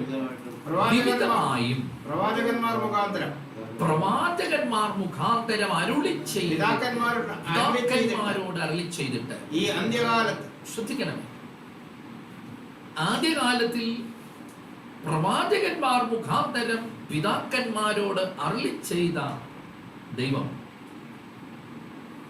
നമ്മുടെ കാലത്ത് അതിലെഴുതിയിരിക്കുന്നു, അന്ത്യകാലത്ത് പുത്രൻ മുഖാന്തരം നമ്മോട് അരുളി ചെയ്തു. ഇനി അടുത്തത് എഴുതിയിരിക്കുന്നത് നോക്കുക, അവനെ സകലത്തിനും അവകാശിയാക്കി വെച്ചു, അവൻ മുഖാന്തരം ലോകത്തെ ഉണ്ടാക്കി അവന്റെ തേജസ്സിന്റെ പ്രതിമതി. ദൈവത്തിന് സ്തോത്രം. യേശു ക്രിസ്തുവിനെ സകലത്തിലും ദൈവം എന്താക്കി വെച്ചു? അവകാശിയാക്കി വെച്ചു. യേശു ക്രിസ്തു മുഖാന്തരം ലോകത്തെയും. ദൈവത്തിന്റെ സ്തോത്രം. അപ്പം യേശു ക്രിസ്തുവിനെ അവകാശിയാക്കി വെക്കുവാൻ യേശു ക്രിസ്തു മുഖാന്തരം ലോകത്തെ സൃഷ്ടിച്ചവനാണ് നമ്മുടെ ദൈവം. ഞാനീ പറയുന്നേ നന്നായി നിങ്ങൾ ശ്രദ്ധിച്ചിരുന്നെങ്കിൽ മാത്രമേ ഇത് കുറച്ച് കാര്യം മനസ്സിലാവൂ. ദൈവം ഈ ദിവസങ്ങളിൽ എന്നോട് ഇടപെട്ട ദൈവദിനത്തിനുള്ള ചിന്തകളാണ് ഞാൻ നിങ്ങൾ ശ്രദ്ധയിൽപ്പെടുത്തുന്നത്. ഇത് മറ്റെവിടെന്നെങ്കിലും കോട്ട് ചെയ്തുകൊണ്ട് വന്ന് സംസാരിക്കുന്നതല്ല, മറിച്ച് ദൈവം എന്നോട് ഇടപെട്ട ചില കാര്യങ്ങൾ, വചനത്തിലൂടെ ഇടപെട്ട കാര്യങ്ങൾ മാത്രമാണ് ഇന്ന് പകൽക്കാലം പറയുവാനായിട്ട് ഞാൻ ആഗ്രഹിക്കുന്നത്. അപ്പൊ എനിക്ക് വേണ്ടി സകലതും നിർവഹിക്കുന്ന ദൈവം, എനിക്ക് വേണ്ടി നിർവഹിക്കുന്ന ദൈവം ആദ്യമായി നിവർത്തിച്ച് നിർവഹിക്കുന്നത് തന്റെ പുത്രനായ ക്രിസ്തുവിനെ വേണ്ടി. നമ്മൾ ഗലാത്യ ലേഖനത്തിൽ 3-ാം അധ്യായം 14-ാമത്തെ വാക്യത്തിൽ നമ്മൾ വായിക്കുന്ന ഒരു വാക്കുണ്ട്. ഗലാത്യർക്കെഴുതിയ ലേഖനം 3-ാം അധ്യായം അതിന്റെ 14-ാമത്തെ വാക്യം. ദൈവത്തിന്റെ സ്തോത്രം. ഗലാത്യ ലേഖനം 3:14. അബ്രഹാമിന്റെ അനുഗ്രഹം, ദൈവം അബ്രഹാമിനെ അനുഗ്രഹിച്ച അനുഗ്രഹം ക്രിസ്തുയേശുവിൽ ദൈവത്തിന് സ്തോത്രം. അപ്പൊ ഇവിടെ അബ്രഹാമിൽ നിന്ന് അനുഗ്രഹം നമുക്ക് നേരിട്ട് വരികയല്ല. ദൈവം അബ്രഹാമിനെ അനുഗ്രഹിച്ചിട്ടും ആ അനുഗ്രഹം യേശു ക്രിസ്തുവിലൂടെയാണ്. ആമേൻ. അവിടെ ജാതികൾ എന്ന് എഴുതിയിരിക്കുന്നത് യഹൂദനൊഴിച്ച് ശേഷിക്കുന്നവരെ. അപ്പം അബ്രഹാമിന്റെ അനുഗ്രഹം യേശു ക്രിസ്തുവിലൂടെ ജാതികൾക്ക് വരുന്നത് മറ്റാരുടെയുമല്ല, നമ്മുടെ കർത്താവായ യേശു. അതിന്റെ അർത്ഥം ജാതികൾക്കും ഈ അനുഗ്രഹം ലഭിക്കുന്നത് ക്രിസ്തുവിലൂടെ. ക്രിസ്തുവിനെ സകലത്തിലും എന്താക്കി വെച്ചു? അവകാശിയാക്കി വെച്ചു. ഈ ഞാൻ ഈ വേദഭാഗം ചിന്തിക്കുമ്പോൾ ഇതിനെ കുറിച്ച് പൗലോസ് പറയുന്ന ഒരു ഭാഗം കൂടെ നിങ്ങളുടെ മുമ്പിൽ ഒന്ന് വെളിപ്പെടുത്തുവാൻ ആഗ്രഹിക്കുക. പൗലോസ്യർക്ക് എഴുതിയ ലേഖനം 1-ാം അധ്യായം അതിന്റെ 15-16 വാക്യത്തിൽ അവൻ അദൃശ്യനായ ദൈവത്തിന്റെ പ്രതിമയും യേശു അദൃശ്യനായ ദൈവത്തിന്റെ പ്രതിമയാണ്. കാര്യമുണ്ട്, ദൈവത്തെ ആരും ഒരു നാളും എടുത്തിട്ടില്ല, കണ്ടിട്ടില്ല. ദൈവ സാന്നിധ്യം നമുക്ക് അനുഭവിക്കാൻ കഴിയുമെങ്കിലും പ്രിയപ്പെട്ട ദൈവമക്കളെ, ദൈവത്തെ തൊടാൻ പറ്റില്ല, ദൈവത്തെ മണക്കാൻ പറ്റില്ല, ദൈവത്തെ കാണാൻ പറ്റുന്നില്ല. ദൈവത്തിന് സ്തോത്രം. എന്നാൽ ദൈവത്തിൽ നിന്ന് ചിലത് നമുക്ക് എന്ത് ചെയ്യാൻ പറ്റും? പ്രാപിക്കാൻ. ഈ പ്രാപിക്കേണ്ടതിനെ വേദപുസ്തകത്തിൽ ഇപ്രകാരം എഴുതി, ഒരു രൂപത്തെ ഭൂമിയിൽ വെളിപ്പെടുത്തും, ദൈവത്തിന്റെ അതേ രൂപം.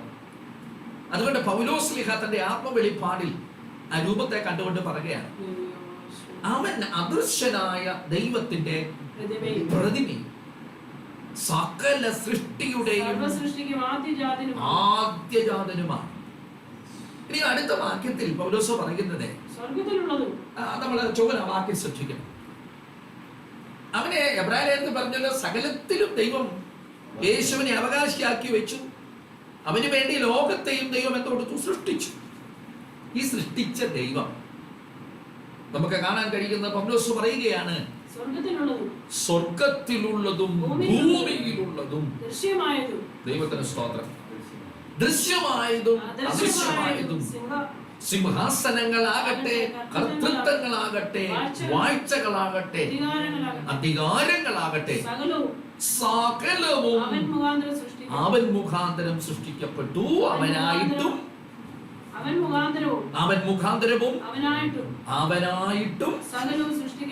ദൈവത്തിന് സ്തോത്രം. അപ്പൊ ഈ ഭൂമിയിൽ സൃഷ്ടിക്കപ്പെട്ടിരിക്കുന്നതെല്ലാം യേശുക്രിസ്തു മുഖാന്തരവും യേശുക്രിസ്തുവിനായിട്ടും സൃഷ്ടിക്കപ്പെട്ടിരിക്കുന്നു. ദൈവത്തിന് സ്തോത്രം. അങ്ങനെയാണെങ്കിൽ പിതാവാം ദൈവം യേശു ക്രിസ്തുവിന് വേണ്ടി സൃഷ്ടിക്കപ്പെട്ടതിൽ നിന്നാണ് നാം ഓരോരുത്തരും എന്ത് കൊടുക്കുന്നത്? ദിനം പ്രതി അനുഭവിച്ചു കൊണ്ടിരിക്കുന്നത്. അതുകൊണ്ടാണ് നമുക്ക് ദൈവത്തോട് നന്ദി വേണമെന്ന് പറയുന്നത്. Praise God. ഇത് മറ്റാർക്ക് വേണ്ടി സൃഷ്ടിക്കപ്പെട്ടതല്ല, ദൈവം തന്റെ പുത്രനാകുന്ന യേശു ക്രിസ്തുവിന് വേണ്ടി സൃഷ്ടിക്കപ്പെട്ടതായതുകൊണ്ട് ഞങ്ങളെ കേൾക്കുന്ന ഏത് പ്രിയപ്പെട്ടവരോട് പറയട്ടെ, സഹോദര, ദൈവത്തോട് നന്ദിയുള്ളവരായിരിക്കണം. അതിൽ നിന്നാണ് എനിക്ക് നിങ്ങൾക്കും ഈ നന്മകളൊക്കെ, ഈ അനുഗ്രഹങ്ങളൊക്കെ അനുഭവിക്കുവാൻ, പ്രാപിക്കുവാൻ ദൈവം ഇടവരുത്തിയത്. ദൈവത്തിന് സ്തോത്രം. അങ്ങനെ ആകുന്നെങ്കിൽ ഇന്ന് പകൽക്കാലം പ്രിയപ്പെട്ട ദൈവമക്കൾ ശ്രദ്ധിക്കണമേ. അവിടെ പറയുന്ന ചില വാക്കുകൾ, സ്വർഗത്തിലുള്ളത്, രണ്ട് ഭൂമിയിലുള്ളത്, ഒന്ന് ദൃശ്യമായത്, രണ്ട് അദൃശ്യമായത്, ഒന്ന് സിംഹാസനങ്ങൾ, രണ്ട് കർത്തൃത്വങ്ങൾ, മൂന്ന് വാഴ്ചകൾ, നാല് അധികാരങ്ങൾ. ദൈവത്തിന് സ്തോത്രം. പ്രിയപ്പെട്ട ദൈവമക്കളെ, ഇതെല്ലാം ആർക്കു വേണ്ടിയാ? അവനായിക്കൊണ്ടും അവൻ മുഖാന്തരവും ദൈവം സൃഷ്ടിച്ചു. നിങ്ങൾ എത്രത്തോളം ഈ ഭാഗങ്ങൾ മനസ്സിലാക്കുന്നു എന്ന് കാര്യമുണ്ട്. നിങ്ങൾക്ക് എന്നെ കാണാമെങ്കിലും എനിക്ക് നിങ്ങളെ കാണാൻ കഴിയുന്നില്ലല്ലോ. അതുകൊണ്ട് എത്രത്തോളം ഈ ഭാഗങ്ങൾ മനസ്സിലാക്കുന്നുവെന്ന് എനിക്ക് ഗ്രഹിക്കാൻ കഴിയുന്നില്ല. അപ്പൊ സകലതും ആര് മുഖാന്തരം? പുത്രന് മുഖാന്തരം സൃഷ്ടിക്കപ്പെട്ടിരിക്കുന്നു. അതുകൊണ്ട് ദാവീദിന് പറയാൻ പറ്റും, സ്തോത്രം, ഞാൻ എൻ്റെ ദൈവത്തെ വിളിച്ചപേക്ഷിക്കുമ്പോൾ എനിക്ക് വേണ്ടി സകലതും നിർവഹിക്കുന്ന ഒരു ദൈവമുണ്ട്. പുത്രന് വേണ്ടി ഇതൊക്കെ നിർവഹിക്കുന്ന ദൈവം, അവനിലൂടെ എനിക്കും അത് നിർവഹിച്ചു ദൈവത്തിന് ഇഷ്ടം. അങ്ങനെ കർത്താവിന്റെ വചനത്തിൽ പിന്നെയും ധ്യാനിക്കുമ്പോൾ, പഠിക്കുമ്പോൾ മനസ്സിലാക്കാൻ കഴിയുന്ന ചില ആത്മീയ സത്യങ്ങളുണ്ട്. ഇവിടെ പറയുന്നൊരു കാര്യം, നിവർത്തിക്കുന്ന, നിർവഹിക്കുന്ന ഒരു ദൈവം. ഉൽപ്പത്തി പുസ്തകം 2-ാം അധ്യായം അതിന് 1-2 വാക്യങ്ങൾ നമുക്ക് വേദപുസ്തകത്തിൽ വായിക്കാം. ഉൽപ്പത്തി പുസ്തകം 2-ാം അധ്യായം അതിന്റെ 1-2 വാക്യങ്ങൾ. ഇങ്ങനെ ആകാശവും ഭൂമിയും അവയിലുള്ള ചരാചരങ്ങളൊക്കെ ഇങ്ങനെ ആകാശവും, ദൈവത്തിന്റെ സൃഷ്ടിപ്പിനെ കുറിച്ച് പറയുകയാണ്. ഇങ്ങനെ ആകാശവും ഭൂമിയും അവയിലുള്ള ചരാചരങ്ങളൊക്കെയും തികഞ്ഞു. ഞാൻ അടുത്ത് നോക്കുക, 2-ാമത്തെ വാക്യത്തിൽ താൻ ചെയ്ത പ്രവൃത്തിയൊക്കെയും ദൈവം തീർത്ത ശേഷം താൻ ചെയ്ത സകല പ്രവൃത്തിയിൽ നിന്നും 7-ാം ദിവസം നിവർത്തനായി. നിവർത്തിയായി എന്നല്ല, നിവർത്തനായി. താനെ ചില പ്രവൃത്തികളൊക്കെ ചെയ്തു. വെറുതെ ദാവീദ് ഒരു കാര്യം പറയുകയല്ല കേട്ടോ. ദാവീദിന് ചില ദൈവിക വെളിപ്പാടുള്ള വ്യക്തിയാണ്. അപ്പം ദൈവം അവിടെ എഴുതിയിരിക്കുന്നു,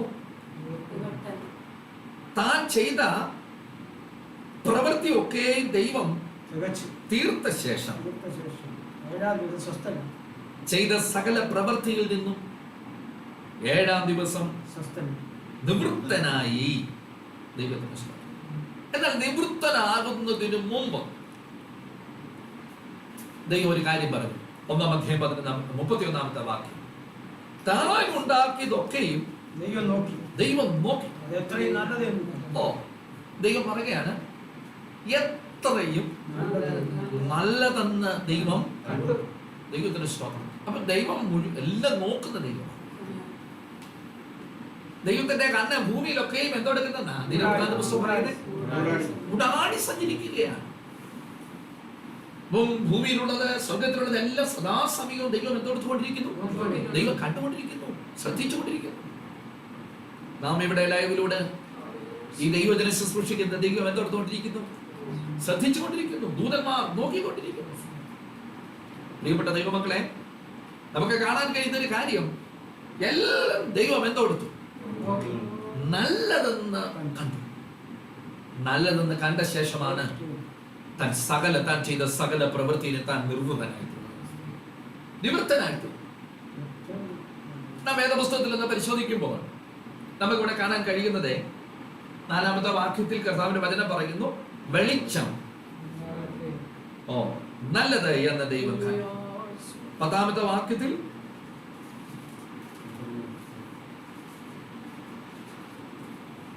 ഭൂമിക്കും സമുദ്രത്തിനും പേരിട്ട ദൈവം നല്ലത് എന്ന് കണ്ടു. വിത്തുള്ള സസ്യങ്ങളും ഫലങ്ങളും ഒക്കെ വൃക്ഷങ്ങളും ഒക്കെ മുളച്ചു വന്നിട്ട് 12-ാമത്തെ വാക്യത്തിൽ പറഞ്ഞു നല്ലത് എന്ന് ദൈവം കണ്ടു. 18-ാമത്തെ വാക്യത്തിൽ അവയെ ആകാശവിധാനത്തിൽ നിവർത്തി നല്ലത് എന്ന് ദൈവം കണ്ടു. 21-ാമത്തെ വാക്യത്തിൽ പർവ്വജാതിയൊക്കെ സൃഷ്ടിച്ച് ദൈവം നല്ലത് എന്ന് കണ്ടു. 25-ാമത്തെ വാക്യത്തിൽ കാട്ടുമൃഗങ്ങളെ അതിനെ കന്നുകാലികളെ സൃഷ്ടിച്ച ദൈവം ഭൂജല വസ്തുക്കളൊക്കെ ഉണ്ടാക്കി നല്ലത് എന്ന് കണ്ടു.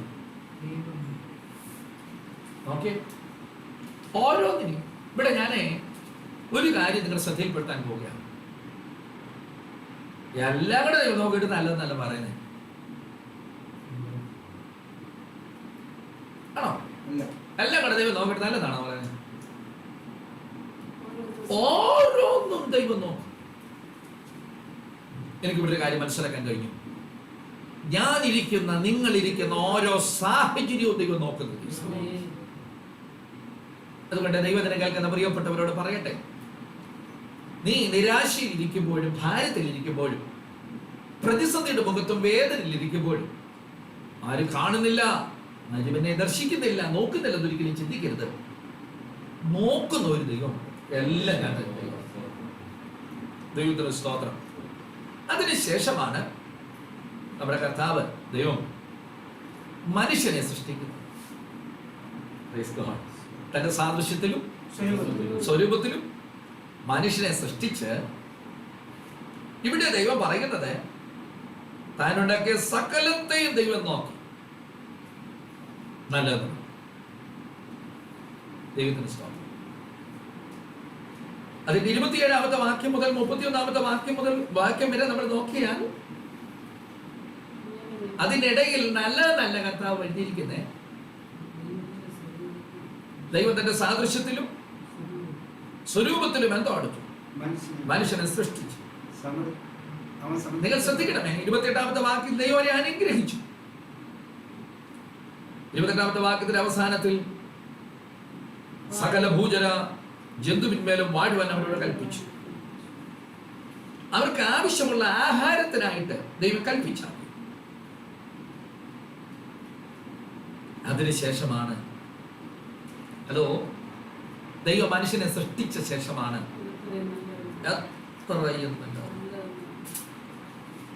മറ്റെല്ലാം ഉണ്ടാക്കിയപ്പോ ദൈവം നല്ലത് കണ്ടു.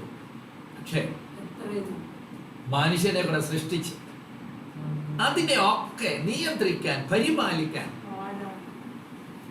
അതിന്റെ മേലൊക്കെ അധികാരം നടത്തുവാൻ മനുഷ്യനെ സൃഷ്ടിച്ച ദൈവം അതിന്മേലൊക്കെ കൽപ്പന കൊടുത്തിട്ട് പറഞ്ഞു, ആമേൻ, ഇപ്പോൾ എന്റെ പ്രവൃത്തി ഏറ്റവും നല്ലത്.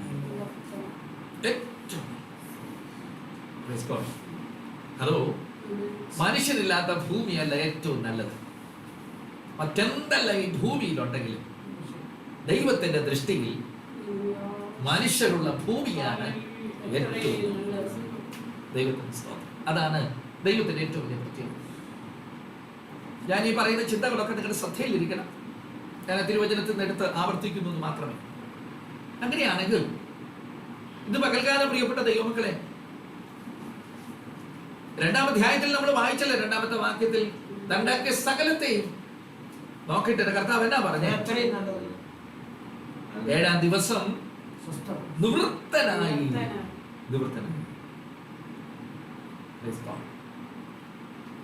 എന്നാൽ എനിക്ക് ഒരു കാര്യം മനസ്സിലാക്കാൻ കഴിയും. നിങ്ങൾ ഇതിനോട് ചേർന്ന് ഒരു വേദഭാഗം കൂടെ വായിക്കണം. വിശുദ്ധ യോഹന്നാൻ സുവിശേഷം 19-ാം അധ്യായം അതിന്റെ 30-ാമത്തെ വാക്യം. വിശുദ്ധ യോഹന്നാൻ സുവിശേഷം 19-ാം അധ്യായം അതിന്റെ 30-ാമത്തെ വാക്യം. യേശു പുളിച്ച വീഞ്ഞ് കുടിച്ച യേശു ശേഷം പുളിച്ച വീഞ്ഞ് കുടിച്ച ശേഷം നിവൃത്തിയായി എന്ന് പറഞ്ഞു തല ചായ്ച്ച് ആത്മാവിനെ ഏൽപ്പിച്ചു കൊടുത്തു. ദൈവത്തിന് സ്തോത്രം. നിവൃത്തിയായി എന്ന് പറഞ്ഞ തല ചായ്ച്ച് ആത്മാവിനെ ഏൽപ്പിച്ചു. ഉൽപ്പത്തി പുസ്തകത്തിൽ സകലതും നിവർത്തനായ ദൈവത്തെ നാം കാണുമ്പോൾ അതിന്റെ പൂർണ്ണമായൊരു പൂർത്തീകരണം എവിടെയാണ് കാണുന്നത് അറിയാമോ? കാൽവറി ക്രൂശിലാണ്. സകലത്തെയും സൃഷ്ടിച്ച ദൈവം, ഏറ്റവും നല്ലതെന്ന് കണ്ട ദൈവം, 7-ാം ദിവസം നിവൃത്തനായ ദൈവം 4000 വർഷങ്ങൾക്ക് ശേഷം ക്രൂശിന്റെ മുകളിൽ സകലത്തെയും നിവർത്തിച്ചു. ദൈവത്തിന് സ്തോത്രം. അപ്പൊ ഞാൻ എങ്ങനെ കാണുകയാണ്, ഞാനിങ്ങനെ ചിന്തിക്കുകയാണ്, എല്ലാത്തിലും കണ്ട് സന്തോഷിച്ച് നിവൃത്തനായ ദൈവമേ തന്റെ പൂർണ്ണമായ പൂർത്തീകരണം നിവർത്തിച്ചത് 4000 വർഷങ്ങൾക്ക് ശേഷം. ദൈവത്തിന്റെ സ്തോത്രം. നമ്മുടെ കർത്താവ് യേശു ക്രിസ്തുവിന്റെ ക്രൂശ് മരണത്തിലൂടെയാണ് എന്തെടുത്തത്? സകലതും നിവർത്തിയാക്കി. നിവൃതനായ ദൈവം 4000 വർഷങ്ങൾക്ക് ശേഷം സകലതും നിവർത്തിയായി എങ്കിൽ ഈ കാലങ്ങളിൽ പ്രിയപ്പെട്ട ദൈവവൈദ്യരെ, നിനക്ക് വേണ്ടി ചില നാളുകളോ മാസങ്ങളോ വർഷങ്ങളോ നീങ്ങിപ്പോയാലും സകലതും നിനക്ക് വേണ്ടി നിവർത്തിക്കുന്ന ഒരു ദൈവം ജീവിക്കുന്നു എന്ന് ഈ വചനത്തിലൂടെ എനിക്ക് നിങ്ങളെ ഉദ്ബോധിപ്പിക്കുവാൻ കഴിയും. ദൈവത്തിന് സ്തോത്രം. അങ്ങനെ ആകുന്നെങ്കിൽ നിവൃത്തനായ ദൈവം യോഹന്നാന്റെ സുവിശേഷം 19-ാം അധ്യായത്തിന്റെ 30-ാമത്തെ വാക്യത്തിൽ നിവൃത്തിയായി എന്ന് പറയും. എന്താണ് ഇതിനിടയിലുള്ള ചില പശ്ചാത്തലം?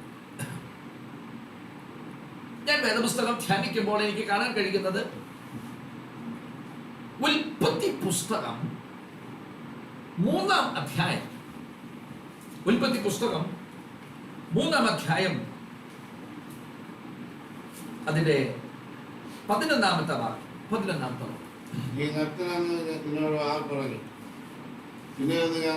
യഹോവയായ ദൈവം തോട്ടത്തിലേക്ക് കടന്നു വരികയാണ്. കടന്നു വരുന്ന ദൈവം തോട്ടത്തിൽ നടക്കുന്ന ഒച്ച കേട്ടപ്പോൾ താൻ സൃഷ്ടിച്ചാക്കിയിരുന്ന ആദമും ഹവ്വായും എന്ത് ചെയ്യാൻ തുടങ്ങി? ദൈവസന്നിധിയിൽ നിന്ന് ഭയപ്പെട്ട് ഓടി ഒളിച്ചു.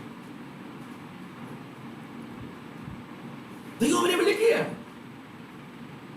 കാര്യമുണ്ട്, താനുണ്ടാക്കിയ സകലത്തെ നിയന്ത്രിക്കുവാൻ അധികാരം കൊടുത്തവനാണ്.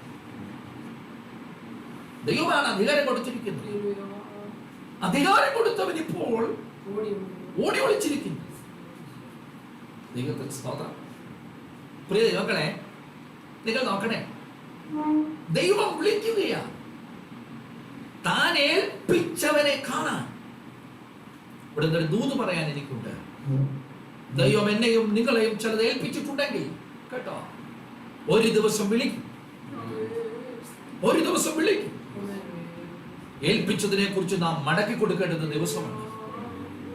ഇപ്പോൾ സകലത്തെയും വാഴുവാൻ അധികാരം കൊടുത്ത ആദമിനെ ദൈവം വിളിച്ചു. ആദമേ, ദൈവത്തിന്റെ സ്തോത്രം, നീ എവിടെ? ഇന്ന് പകൽക്കാലം പ്രിയപ്പെട്ട ദൈവമക്കളെ, ആദം ആ തോട്ടത്തിന്റെ ഏതോ ഒരു വശത്ത് ഇരുന്നു കൊണ്ട് വിളി കേൾക്കുകയാണ്.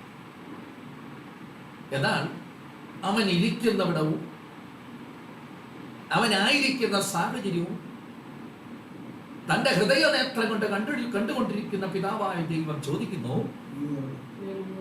നീ എവിടെ? നമ്മൾ ആ വാക്യത്തിൽ കാണാൻ കഴിയുന്നത്, സ്തോത്രം, 11-ാമത്തെ വാക്യം. അപ്പോൾ ആദം പറയുന്ന വാക്ക് ഇതാണ്, ഞാൻ നഗ്നനാകൊണ്ട് ഭയപ്പെട്ട ഒളിച്ചു എന്നവൻ പറഞ്ഞു. ഞാൻ ഈ വേദപുസ്തകം ഇങ്ങനെ പറയുന്നത് നിങ്ങൾക്ക് കുറച്ചുകൂടെ ഒന്ന് ഗ്രഹിക്കാൻ വേണ്ടിയാണ്, ലൈവിലൂടെ മനസ്സിലാകണം. ദൈവം അടുത്ത ചോദ്യം, നീ നഗ്നനെന്ന് ആര് പറഞ്ഞു? Praise the Lord. പ്രിയപ്പെട്ട ദൈവമക്കളെ, സ്തോത്രം. അടുത്ത ദൈവം ചോദിക്കുന്നത്, തിന്നരുത് എന്ന് ഞാൻ നിന്നോട് കൽപ്പിച്ച. ആ വാക്ക് ശ്രദ്ധിക്കണേ. അപ്പൊ ദൈവം ആദമിനൊരു കൽപ്പന കൊടുത്തു.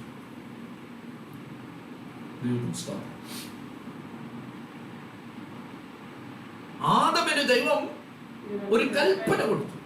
കൽപ്പിച്ചാണ് ഞാൻ നിന്നോട് കൽപ്പിച്ച വൃക്ഷമാട്ടെ എന്താട്ടെ അതിന് വിപരീതമായി നീ ചെയ്തോ. ദൈവത്തിന് സ്തോത്രം.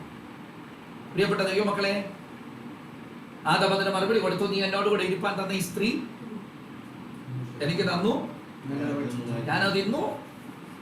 ദൈവത്തിന് സ്തോത്രം. അപ്പൊ ഒന്നാമതായി മനസ്സിലാക്കണമേ, ഒന്നാം ആദം കൽപ്പന ലംഘിച്ചു. നിർവൃതനായ ദൈവം ചിലത് നിവൃത്തിയാകേണ്ടതിനു വേണ്ടി കാത്തിരിക്കുകയാണ്. ആശയം മനസ്സിലാവുന്നു? ഉൽപ്പത്തി പുസ്തകം രണ്ടാമത്തെ ശ്രദ്ധിച്ചാൽ മതി, രണ്ടാമത്തെ വാക്യത്തിൽ എഴുതി, നിർവൃതനായ ദൈവം ചിലത് നിവൃത്തിയാകേണ്ടത് ആവശ്യമാണ്. നിവൃത്തിയാകേണ്ടതിന് വേണ്ടി അവൻ കാത്തിരിക്കുമ്പോൾ ഒന്നാമതെനിക്ക് കാണാൻ കഴിഞ്ഞത്, ആദം തന്റെ കൽപ്പനയെ ലംഘിച്ചു. ദൈവത്തിന് സ്തോത്രം. ലംഘിച്ച ദൈവം അതിനുള്ള ശിക്ഷ തന്നെ ആയിരിക്കുന്ന തോട്ടത്തിൽ നിന്ന് പുറത്താണ്. ഇവിടെ നിൽക്കട്ടെ. രണ്ട്, ന്യായപ്രമാണ യുഗത്തിലേക്ക് നാം കടന്നു വരുമ്പോൾ ദൈവം മോശയുടെ പക്കൽ കൽപ്പന കൊടുക്കുകയാണ്. ഈ കൽപ്പന നാം നോക്കിയാൽ വളരെ നന്നായി നമുക്ക് ഗ്രഹിക്കാൻ പറ്റും. ഇത് രണ്ട് കല്ലുകളില്ല, രണ്ട് കൽപ്പാളികളിലാണ് ഈ കൽപ്പന എന്തുകൊടുത്തിരിക്കുന്നത്, എഴുതിയിരിക്കുന്നു. നിങ്ങളെ പുറപ്പാട് പുസ്തകം 32-ാം അധ്യായം, പുറപ്പാട് പുസ്തകം 32-ാം അധ്യായം അതിന്റെ 16-ാമത്തെ വാക്യത്തിലേക്ക് വരിക. പുറപ്പാട് പുസ്തകം 32-ാം അധ്യായം 16-ാമത്തെ വാക്യം. പലക ദൈവത്തിന്റെ പണിയും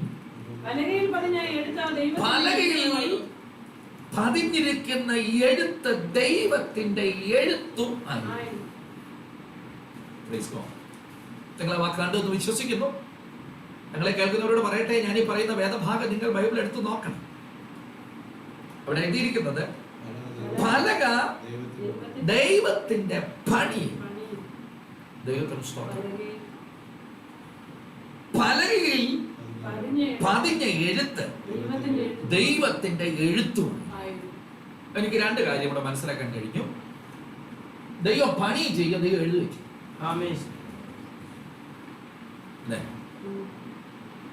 ഇപ്പം ഈ കോവിഡിനാലൊക്കെ ഭാരപ്പെട്ട് നമുക്ക് കുറച്ച് ദിവസമൊക്കെ ലോക്ക്ഡൗൺ ആയിട്ട് വീട്ടിലിരിക്കാൻ കിട്ടിയപ്പോൾ നമ്മുടെ സ്വന്തമായ ഒത്തിരി കാര്യങ്ങൾ നമുക്ക് കൊടുക്കാൻ പറ്റും, ചെയ്യാൻ പറ്റും. നിങ്ങൾ ശ്രദ്ധിക്കണമേ, ദൈവം പണി ചെയ്യുന്നതാണ് അല്ലേ? ദൈവം അങ്ങനെയല്ല എഴുതിയിരിക്കുന്നത്. പണി ആരുടെയായിരുന്നു? അപ്പൊ ദൈവം ചുമ്മാതെ വെറുതെ ഇരിക്കുന്ന ഒരാളല്ല. തന്റെ പണികളൊക്കെ കൃത്യമായിട്ട്, സ്തോത്രം, എന്നെ നിങ്ങൾ ഏൽപ്പിച്ചിരിക്കുന്ന ഒരു ജോലിയുണ്ട്, തോട്ടത്തിൽ വേല ചെയ്യണം. വെറുതെ ഇരുന്നിട്ട് മറ്റുള്ളവരെ കൊണ്ട് വേല ചെയ്യിക്കുന്നവനല്ല ദൈവം. ഇവിടെ എനിക്ക് കാണാൻ കഴിയുന്നത്, താൻ വേല ചെയ്യുകയും മറ്റുള്ളവരോട് വേല ചെയ്യാൻ ഉത്ബോധിപ്പിക്കുകയും ചെയ്തവരാണ്. തിരിച്ചറിയുന്നവരുണ്ടെങ്കിൽ കർത്താവിനെ സ്തുതിച്ചാൽ. അതുകൊണ്ട് കിട്ടുന്ന അവസരമൊന്നും എന്തോ എടുക്കരുത്, ചുമ്മാ വ്രതമാക്കരുത്. ഇവിടെ പലകയുടെ പണി ദൈവത്തിന്റെ പണി, പലകയിലെ എഴുത്ത് അതും ദൈവത്തിന്റെ. നിങ്ങൾ നോക്കണമേ പ്രിയപ്പെട്ടവരെ, സ്തോത്രം. ഒന്നാമത്തെ കൽപ്പന, ഒന്നാമത് ആദം ദൈവസന്നിധിയിൽ എന്തെടുത്തു? കൽപ്പന ലംഘിച്ചു. ഇനിയിപ്പോ നിങ്ങൾ നോക്കണേ, അടുത്ത കൽപ്പന കൊടുക്കാം. Praise God. ഞാനിങ്ങനെ കാണുകയാണേ, ഇത് എവിടുന്നാ എടുത്തേ? പാറയിൽ തന്നെ എടുത്തേ.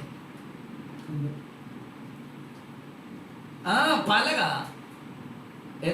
എന്തോ പലകയാ? മാമ്പലകയാണ്. ഹലോ, പ്ലാമ്പലകയാണ്? തേക്കോ? പിന്നെ കൽപ്പലകയാണ്. കൽപ്പലകയാണെങ്കിൽ കേട്ടോ, കൽപ്പലകയാണെങ്കിൽ എന്തായിരുന്നാലും ഇതൊരു പാറയിൽ തന്നെയാണ് വെട്ടിയെടുത്തത്. ദൈവത്തിന് സ്തോത്രം. ആ പാറയിൽ നിന്ന് വെട്ടിയെടുത്തത് കൊണ്ടാണ് അതിന് ആ പലക പോലെ തന്നെ അത് ലഭിച്ചത്. ദൈവത്തിന് സ്തോത്രം. ഞാൻ നിങ്ങളുടെ അടുത്തൊരു കാര്യം പറയട്ടെ.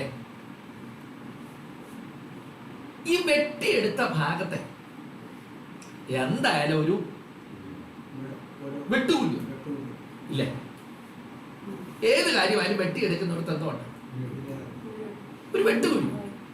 ദൈവത്തിന് സ്തോത്രം. എന്നാൽ എനിക്ക് വേണ്ടി സകലവും നിവർത്തിക്കുന്ന എന്റെ ദൈവം ഉണ്ടല്ലോ. സ്തോത്രം.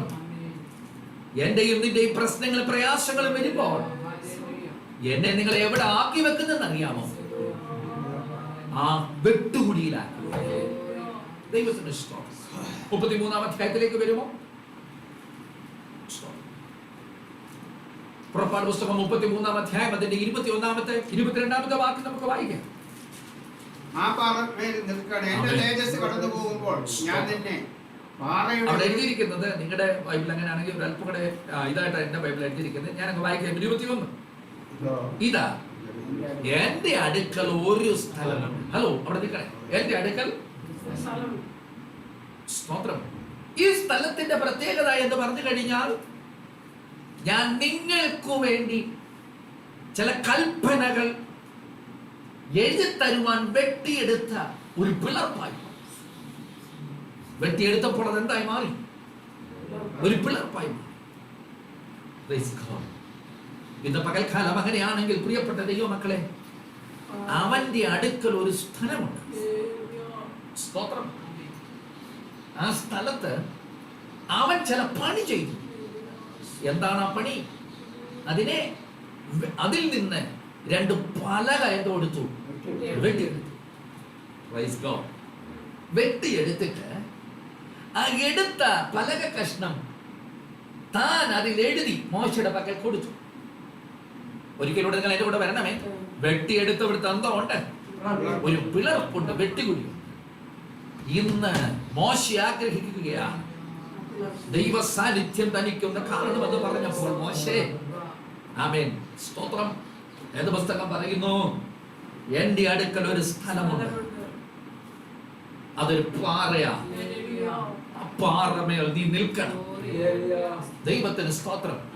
ഞാൻ എന്തൊടുക്കുമെന്നറിയാമോ? ഞാൻ കടന്നു പോകുമ്പോൾ ഞാൻ നിന്നെ അപ്പിളർപ്പിലാക്കി, എന്റെ കൈ കൊണ്ട് നിന്നെ മറയ്ക്കും. ദൈവത്തിന് സ്തോത്രം. ഇന്ന് പകൽക്കാലം പ്രിയപ്പെട്ട ദൈവമക്കളെ, ഒന്ന് ഞാൻ തറപ്പിച്ചു വരട്ടെ.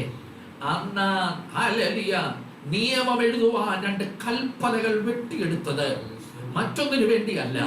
ഇസ്രായേൽ ജനത്തിനത് നിയമം എഴുതി കൊടുത്തെങ്കിൽ എന്നെയും നിങ്ങളെയും അതിനകത്ത് ഒളിപ്പിച്ചു വെക്കുവാൻ, അതിനകത്ത് മറച്ചു വെക്കുവാൻ ദൈവം ആഗ്രഹിച്ചുകൊണ്ടാണ് ആ പിളർപ്പുണ്ടായത്. ഞാൻ എൻ്റെ ദൃഷ്ടിയിൽ ആത്മവെളിപ്പാടുകൾ കാണുകയാണ്. ഈ വെട്ടിയെടുത്ത പലക കൊണ്ട് ഇസ്രായേൽ ജനത്തിന് വല്ല ഗുണമാണ്? നിങ്ങൾ ചിന്തിച്ചേ. സ്തോത്രം. 1-ാം കൽപ്പന ലംഘിച്ച് കൽപ്പന ലംഘനം തുടർച്ചയായി നടന്നുകൊണ്ടിരിക്കുക. ഇപ്പൊ ദൈവം തന്റെ വിരൽ കൊണ്ട് എഴുതിക്കൊണ്ടിരിക്കുമ്പോ താഴെ എവിടെ പാളയത്ത് ഒരു വലിയ യാഗപീഠമൊക്കെ പണിത് അവിടെ കേട്ടോ തങ്ങൾക്ക് ബോധിച്ചതുപോലെ ഒരു മൃഗത്തെ ഉണ്ടാക്കി അതിന്റെ മുമ്പിൽ ഇരുന്ന് ഭക്ഷിച്ച് പാനം ചെയ്ത് തിരുവചനത്തിൽ കളിപ്പാനിടുന്നു. അതിന്റെ മുമ്പിൽ അവർ നൃത്തം ചെയ്ത് ചില കാര്യങ്ങൾ ചെയ്തുകൊണ്ടിരിക്കും. ദൈവത്തിന് സ്തോത്രം. അവരെല്ലാവരും എന്തെടുത്തുകൊണ്ടിരിക്കുകയാണ്? ഈ കാളക്കുട്ടിയെ വീട് നമസ്കരിക്കുക. ഇപ്പോഴാണ് സ്വർഗം പറയുകയാണ്, എന്റെ ജനം തെറ്റി. ഓ, അത് ജയിച്ചാർക്കുന്നുണ്ട് ശബ്ദമല്ല, തോറ്റ് പരാജയപ്പെട്ട ഒരു ശബ്ദവുമല്ല. ആണോ? പിന്നെ അത് ഗാനപ്രതിഗാനം ചെയ്യും. ഞാൻ ഈ പറഞ്ഞു വരുന്നതിന്റെ ആശയം നീട്ടാതെ പറയട്ടെ. മോശ ഇറങ്ങി ചെന്നപ്പം സഹോദരങ്ങളെ കാളക്കുട്ടി ഉണ്ടാക്കി, അതിന് ബലി കഴിച്ച്, അതിന് ധൂപം കാറ്റി, അതിന്റെ മുമ്പിൽ ഇരുന്ന് തിന്നു പിടിച്ച് സന്തോഷിക്കുന്നവരെ കാണിക്കും. നിങ്ങൾ ചോര ശ്രദ്ധിക്കണേ. ഈ വെട്ടിയെടുത്ത 2 പലകയും മോശയുടെ കയ്യിലുണ്ട്. മോശ എന്തോ എടുത്തു? ഈ പല കൊണ്ട് കാളക്കുട്ടി എറിഞ്ഞ് ഉടച്ചു. 2 പലകയും പൊട്ടിച്ചു തരും. ഇതാ ഞാൻ ചോദിച്ചത്, ഈ പല കൊണ്ട് യഹൂദന് പ്രയോജനപ്പെട്ടോ?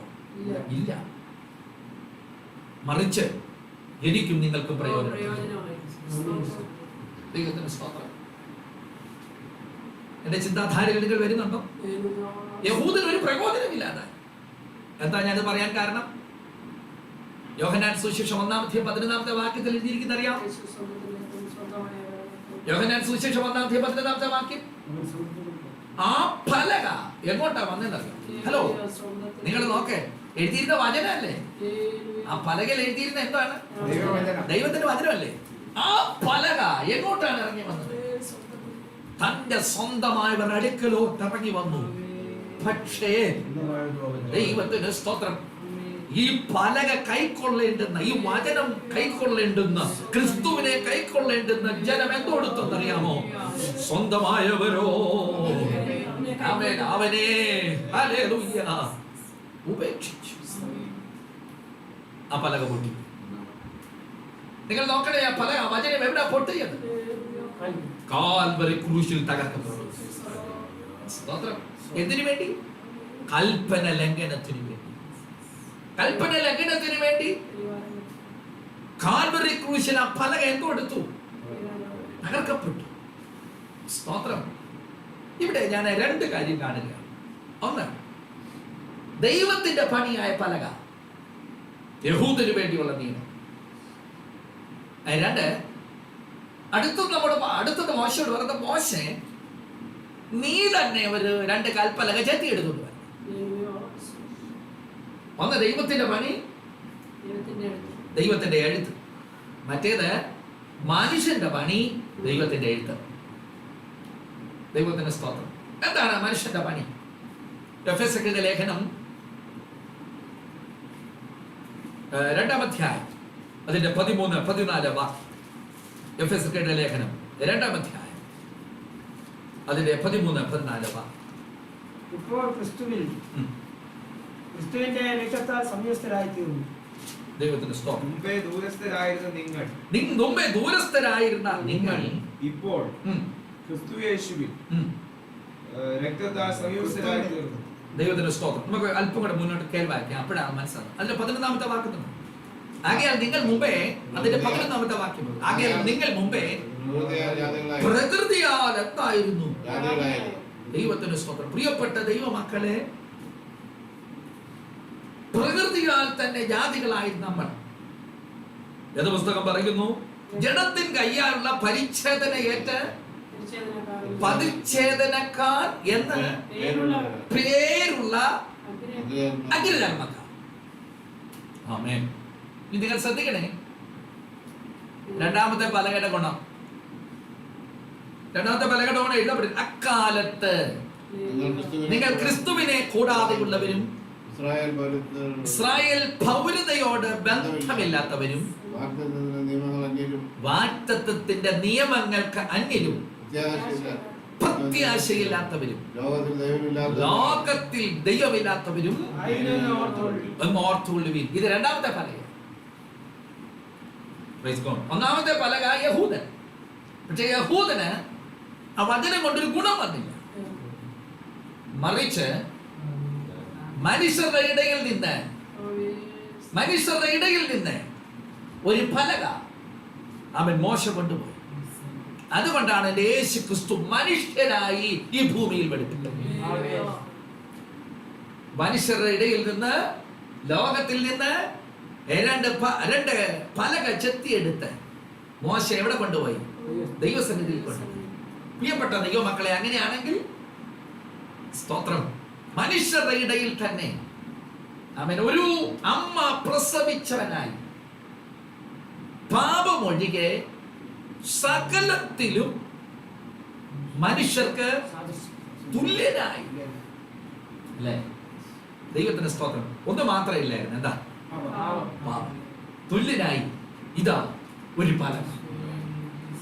കഴിഞ്ഞ കാലത്ത് യഹൂദന് കൊടുത്ത പലക പൊട്ടിപ്പോയപ്പോ കാര്യമുണ്ട്, ആ പലക യഹൂദൻ എന്ത് കൊടുത്തു? നിരാകരിച്ചു. അവൻ എങ്ങോട്ടാ വന്നത്? സ്വന്തത്തിലേക്കാണ് വന്നത്. സ്വന്തത്തിലേക്ക് വന്നു, പക്ഷെ സ്വന്തമായവനെ കൈക്കൊണ്ടില്ല. അവൻ യോഹന്നാൻ പറഞ്ഞു, അവനെ കൈക്കൊണ്ട് കാര്യമുണ്ട്. അന്ന് നമ്മൾ എന്തായിരുന്നു? പ്രകൃതിയാൽ നിങ്ങൾ ജാതികളായിരുന്നു. ജനത്തിന്റെ കയ്യാൽ പരിച്ഛേദനയേറ്റ പരിച്ഛേദനക്കാരെന്ന് അഗ്രകർമ്മികൾ എന്ന പേരുള്ളവരായി. അത് നിങ്ങൾ ദൈവത്തെ കൂടാതെ ഉള്ളവരും വാഗ്ദത്തത്തിന്റെ നിയമത്തിന് അന്യരും പ്രത്യാശയില്ലാത്തവരും ഈ ലോകത്തിൽ ദൈവമില്ലാത്തവരുമായിരുന്നു എന്ന് ഓർത്തുകൊള്ളുവി. ഇവരുടെ നടുവിലോട്ട് കേട്ടോ മോശ ഹല്ലേലൂയ അടുത്ത പലകയുമായിട്ട് ദൈവസന്നിധിയിലോട്ട് പോകുകയാണ്. ഇന്ന് പകൽക്കാലം ദൈവമക്കൾ ചുവര് മനസ്സിലാക്കണമേ, ഈ രണ്ടാമത്തെ പലകയായി ക്രിസ്തു എന്തൊടുത്തു? ആമേൻ, സ്തോത്രം. ഭൂമിയിലേക്ക് ഇറങ്ങി പാപമൊഴികെ മനുഷ്യനോട് തുല്യതയുള്ളവരായി ഈ ഭൂമിയിലേക്ക്. ദൈവത്തിന്റെ സ്തോത്രം. പ്രിയപ്പെട്ട ദൈവമക്കളെ, നിങ്ങൾ ശ്രദ്ധിച്ചാൽ ഇവിടെ കാണാൻ കഴിയുന്നത് ഒന്നാമത്തെ പലക ഉടയ്ക്കപ്പെട്ടു. ദൈവത്തിന്റെ സ്തോത്രം. ക്രിസ്തുവായി യഹൂദന് വേണ്ടി അവൻ വന്നത്, യഹൂദൻ ഉടച്ചു. എന്നാൽ അവനെ കൈക്കൊള്ളാൻ ഒരു ഭാഗ്യം പ്രിയ ദൈവമക്കളെ എനിക്ക് നിങ്ങൾക്ക് ദൈവത്തിന് സ്തോത്രം. അതുകൊണ്ട് ഈ ഭൂമിയിൽ ദൈവമില്ലാത്തവരായിട്ട് നമ്മളിപ്പോൾ എന്തായി മാറി? ദൈവമുള്ളവരായി മാറി. പ്രത്യാശയില്ലാത്തവരായിരുന്നു നമ്മളിപ്പോൾ എന്തായി തീർന്നു? പ്രത്യാശയുള്ളവരായി തീർന്നു. വാഗ്ദത്തമില്ലാതിരുന്ന് നമുക്കിപ്പോൾ എന്തുണ്ട്? വാഗ്ദത്തമുണ്ട്. ക്രിസ്തുവിനെ കൂടാതെ ജീവിച്ചിരുന്ന നമുക്ക് ഇപ്പോൾ ക്രിസ്തു തന്നെ മൂലക്കല്ലായി. അപ്പോസ്തലന്മാരും പ്രവാചകന്മാരും എന്ന അടിസ്ഥാനത്തിന്മേൽ എന്നെയും നിങ്ങളെയും ദൈവം പണിതിരിക്കുന്നു. Price the Lord. അങ്ങനെയാണെങ്കിൽ ഇന്ന് പകൽക്കാലം ശ്രദ്ധിക്കണമേ പ്രിയപ്പെട്ടവരെ, ഈ ക്രിസ്തു സ്തോത്രം നമുക്ക് വേണ്ടി കാൽവരി ക്രൂശിൽ യാഗമായി തീർന്നിട്ട് ഇപ്രകാരം പറഞ്ഞു, സകലതും നിവൃത്തനായ ദൈവം സന്തോഷിച്ചിരുന്ന സാഹചര്യത്തിൽ നിന്ന് തന്റെ ജനം, തന്റെ സൃഷ്ടി അവൻ കൊടുത്ത കൽപ്പനകളെ ലംഘിച്ചപ്പോൾ എന്നാൽ ആ കൽപ്പന ലംഘനത്തിൽ നിന്ന് പൂർണ്ണമോചനം എനിക്കും നിങ്ങൾക്കും നൽകി. ഇതാ ഒന്നും നിവർത്തിച്ചിരിക്കുന്നു. സ്തോത്രം. നിവർത്തിച്ചിരിക്കുന്ന വെളിപ്പാട് കണ്ടുകൊണ്ട് ദാവീദ് പറയുകയാണ്, എനിക്ക് വേണ്ടി സകലതും നിർവഹിക്കുന്ന നിവർത്തിക്കുന്ന ഒരു ദൈവം എനിക്ക് വേണ്ടിയുണ്ട്. എത്ര ദൈവമക്കൾക്ക് മനസ്സിലായി? ഇന്ന് പകൽക്കാലം നിവൃത്തനായ ദൈവം കാൽവരി ക്രൂശിൽ സകലതും നിവർത്തിച്ചെങ്കിൽ ഇന്ന് പകൽക്കാലം അതിനെ കേട്ടുകൊണ്ടിരിക്കുന്ന പ്രിയപ്പെട്ടവളെ നിന്നെ നോക്കി പറയട്ടെ, നിനക്ക് വേണ്ടി സകലതും നിവർത്തിയാക്കി തീർക്കുന്ന ഒരു ദൈവമുണ്ട്. ഇന്ന് പകൽക്കാലം അവന്റെ പാദപീഠത്തിൽ വന്നിരിക്കുന്ന നിനക്ക് ലജ്ജിപ്പാൻ എന്റെ ദൈവം ഇടവരുത്തത്തില്ല. ഞാനൊരു വാക്കിൽ വിരാമം കുറിക്കുവാനായി ഞാൻ ഈ പറഞ്ഞ വചനം എത്രത്തോളം നിങ്ങൾക്ക് ഉള്ളിൽ ഉൾക്കൊള്ളുവാൻ കഴിഞ്ഞു എന്ന് എനിക്കറിയത്തില്ല. നല്ലവണ്ണം ശ്രദ്ധിച്ചിരുന്നാലേ അതിന്റെ ആഴമായ ആശയങ്ങൾ ഗ്രഹിക്കുവാനായിട്ട് കഴിയുകയുള്ളൂ. എങ്കിലും വചനവുമായി ബന്ധമുള്ള നിങ്ങൾ ഏറെ കുറെ ആൾക്കാരും അത് മനസ്സിലാക്കുവാൻ കഴിഞ്ഞു എന്ന് ഞാൻ കർത്താവ് വിശ്വസിക്കുന്നു. ദാവീദിന്റെ ജീവിതത്തിലെ അനുഭവങ്ങളെ തൊട്ട് വാക്കുകൾക്ക് വിരാമം കുറിക്കട്ടെ. ദാവീദ് പറയുകയാണ്, എനിക്ക് വേണ്ടി ഞാൻ ആരെ വിളിച്ചപേക്ഷിക്കും? സകലതും നിർവഹിക്കുന്ന ദൈവത്തെയാണ് ഞാൻ എന്ത് കൊടുക്കുന്നത്? ഇന്ന് പകൽക്കാലം നീ രോഗിയായിരുന്നാലും, നീ മനോഭാരത്തിലായിരുന്നാലും, നീ കടഭാരത്തിലായിരുന്നാലും, നീ ഞെരുക്കത്തിന്റെ മുഖത്തായിരുന്നാലും, പ്രിയ സ്നേഹിത, പ്രിയ സഹോദരി, നീ നിരാശപ്പെടണ്ട. നിനക്ക് വേണ്ടി, എനിക്ക് വേണ്ടി, അല്ല നമുക്ക് വേണ്ടി സകലതും നിർവഹിക്കുന്ന ഒരു ദൈവം എനിക്കുണ്ട്. എത്ര ദൈവമക്കൾക്ക് അത് വിശ്വസിക്കാൻ കഴിയുന്നു? Praise the Lord. ആമേൻ. അങ്ങനെയാണെങ്കിൽ നിനക്ക് വേണ്ടി നിർവഹിക്കുന്ന ദൈവത്തിന്റെ സന്നിധിയിൽ ഇന്ന് പകൽക്കാലത്ത് നിരാശപ്പെടേണ്ട കാര്യമില്ല. പ്രത്യാശയോട് നിനക്കും ഒരു വാഗ്ദത്തം ശേഷിച്ചിട്ടുണ്ട്. വാഗ്ദത്തം നിന്റെ തലമുറയ്ക്കുമുണ്ട്. പ്രത്യാശയില്ലാത്ത അനുഭവത്തിനൊക്കെ പ്രത്യാശ ദൈവം തന്നിട്ടുണ്ട്. സകലതും നിന്റെ ജീവിതത്തിൽ നന്മയ്ക്കാക്കി തീർക്കുന്ന ഒരു ദൈവമുണ്ട്. അങ്ങനെയാണെങ്കിൽ പ്രിയപ്പെട്ട ദൈവവൈതലേ, നിനക്ക് വേണ്ടി സകലതും നിവർത്തിക്കുന്ന ഒരു ദൈവം സ്വർഗത്തിൽ എനിക്ക് നിങ്ങൾക്കുമുണ്ട്. ദൈവത്തിന് സ്തോത്രം. ആ ദൈവത്തോട് ദാവീദ് പറഞ്ഞു നിർത്തുകയാണ്, ദൈവമേ, നീ ആകാശത്തിന് മീതെ 14 ഉയർന്നിരിക്കണമേ. കേട്ടോ, ഞാൻ അതുകൂടെ പറഞ്ഞു നിർത്താം, നിങ്ങൾക്ക് മനസ്സിലാകട്ടെ. ദാവീദ് പറയാണ്, നീ ആകാശത്തിന് മീതെ. ഹലോ, ഭൂമിയും ആകാശവും തമ്മിലുള്ള ഹൈറ്റ് എനിക്ക് നിങ്ങൾക്കൊന്നും എതിർക്കാൻ പറ്റില്ല, അളക്കാൻ പറ്റില്ല. എന്ന് വെച്ചാൽ അളവ് കൂടാതെ എത്രത്തോളം ആകാശത്തിന്റെ പരിണാമം എടുക്കുവാൻ ആരെ കൊണ്ടും സാധ്യമല്ല. പ്രിയപ്പെട്ട ദൈവമക്കളെ, അങ്ങനെയാണെങ്കിൽ ഭൂമിയിൽ നിന്ന് ആകാശത്തിലേക്കുള്ള ദൂരം മെഷർ ചെയ്യാൻ കഴിയാത്ത സാഹചര്യമാണെങ്കിൽ, അതോ ഇതിന്റെ മീതെ നിന്ന്, കേട്ടോ, അവിടെ എഴുതിയിരിക്കുന്നത് അങ്ങനല്ലേ, ഇതിന്റെ മീതെ നിന്ന് ദൈവത്തിന്റെ മഹത്വം. ഹലോ, നീ അതിനകത്തൊരു രഹസ്യമുണ്ട്. ഞാൻ നിങ്ങൾ വിചാരിക്കുന്ന പോലെ അടുത്തിരുന്ന നമുക്ക് കാര്യങ്ങളൊക്കെ പറഞ്ഞ് മനസ്സിലാക്കാം. പ്രിയപ്പെട്ട ദൈവമക്കളെ, ദൈവം സ്വർഗത്തിൽ അധിവസിക്കുന്നത്. അങ്ങനെയാണെങ്കിൽ ഭൂമി ആകാശവും പോലും തമ്മിൽ എന്തുണ്ട്? ഭയങ്കര അകലമാണ്. ദൈവത്തിന് സ്തോത്രം. ഈ അകലത്തിൽ ഇരുന്നു കൊണ്ട് തന്നെ തന്റെ മഹത്വം, ദൈവത്തിന് സ്തോത്രം. അല്ല, മനസ്സിലായോ? നിങ്ങൾ ചോദിച്ച് ശ്രദ്ധിച്ചേ, ഇത്ര ദൂരത്തിലിരുന്ന് ദൈവത്തിന്റെ മഹത്വം ഈ ഭൂമിയിൽ പരത്തുവാൻ കഴിവുള്ള ദൈവത്തെ നീ വിളിച്ചപേക്ഷിച്ചു. ഞാൻ പറഞ്ഞ മാർമ്മം എത്ര പേർക്ക് പിടികിട്ടി? ഇത്ര ദൂരത്തിരുന്ന്, കേട്ടോ, ഇത്ര ദൂരത്തിരുന്ന് നീ വിളിക്കുമ്പോൾ, നീ പ്രാർത്ഥിക്കുമ്പോൾ, നീ മുഴങ്കാലമടക്കുമ്പോൾ, നിന്റെ കണ്ണുനീർത്തുള്ളികൾ പൊഴിയുമ്പോൾ അവിടെ നിന്ന് എന്ത് ചെയ്യുന്നറിയാമോ? ആമേ, സ്വർഗത്തിനിൽ ഇരുന്ന എന്റെ ദൈവം ഇത്രയും അകലത്തിൽ നിന്ന് തന്റെ മഹത്വം നിന്റെ മേൽ വെളിപ്പെടുത്താൻ പോകുകയാണ്. ദൈവത്തിന്റെ സ്തോത്രം. എത്ര പേർക്ക് മനസ്സിലാക്കാൻ കഴിഞ്ഞു?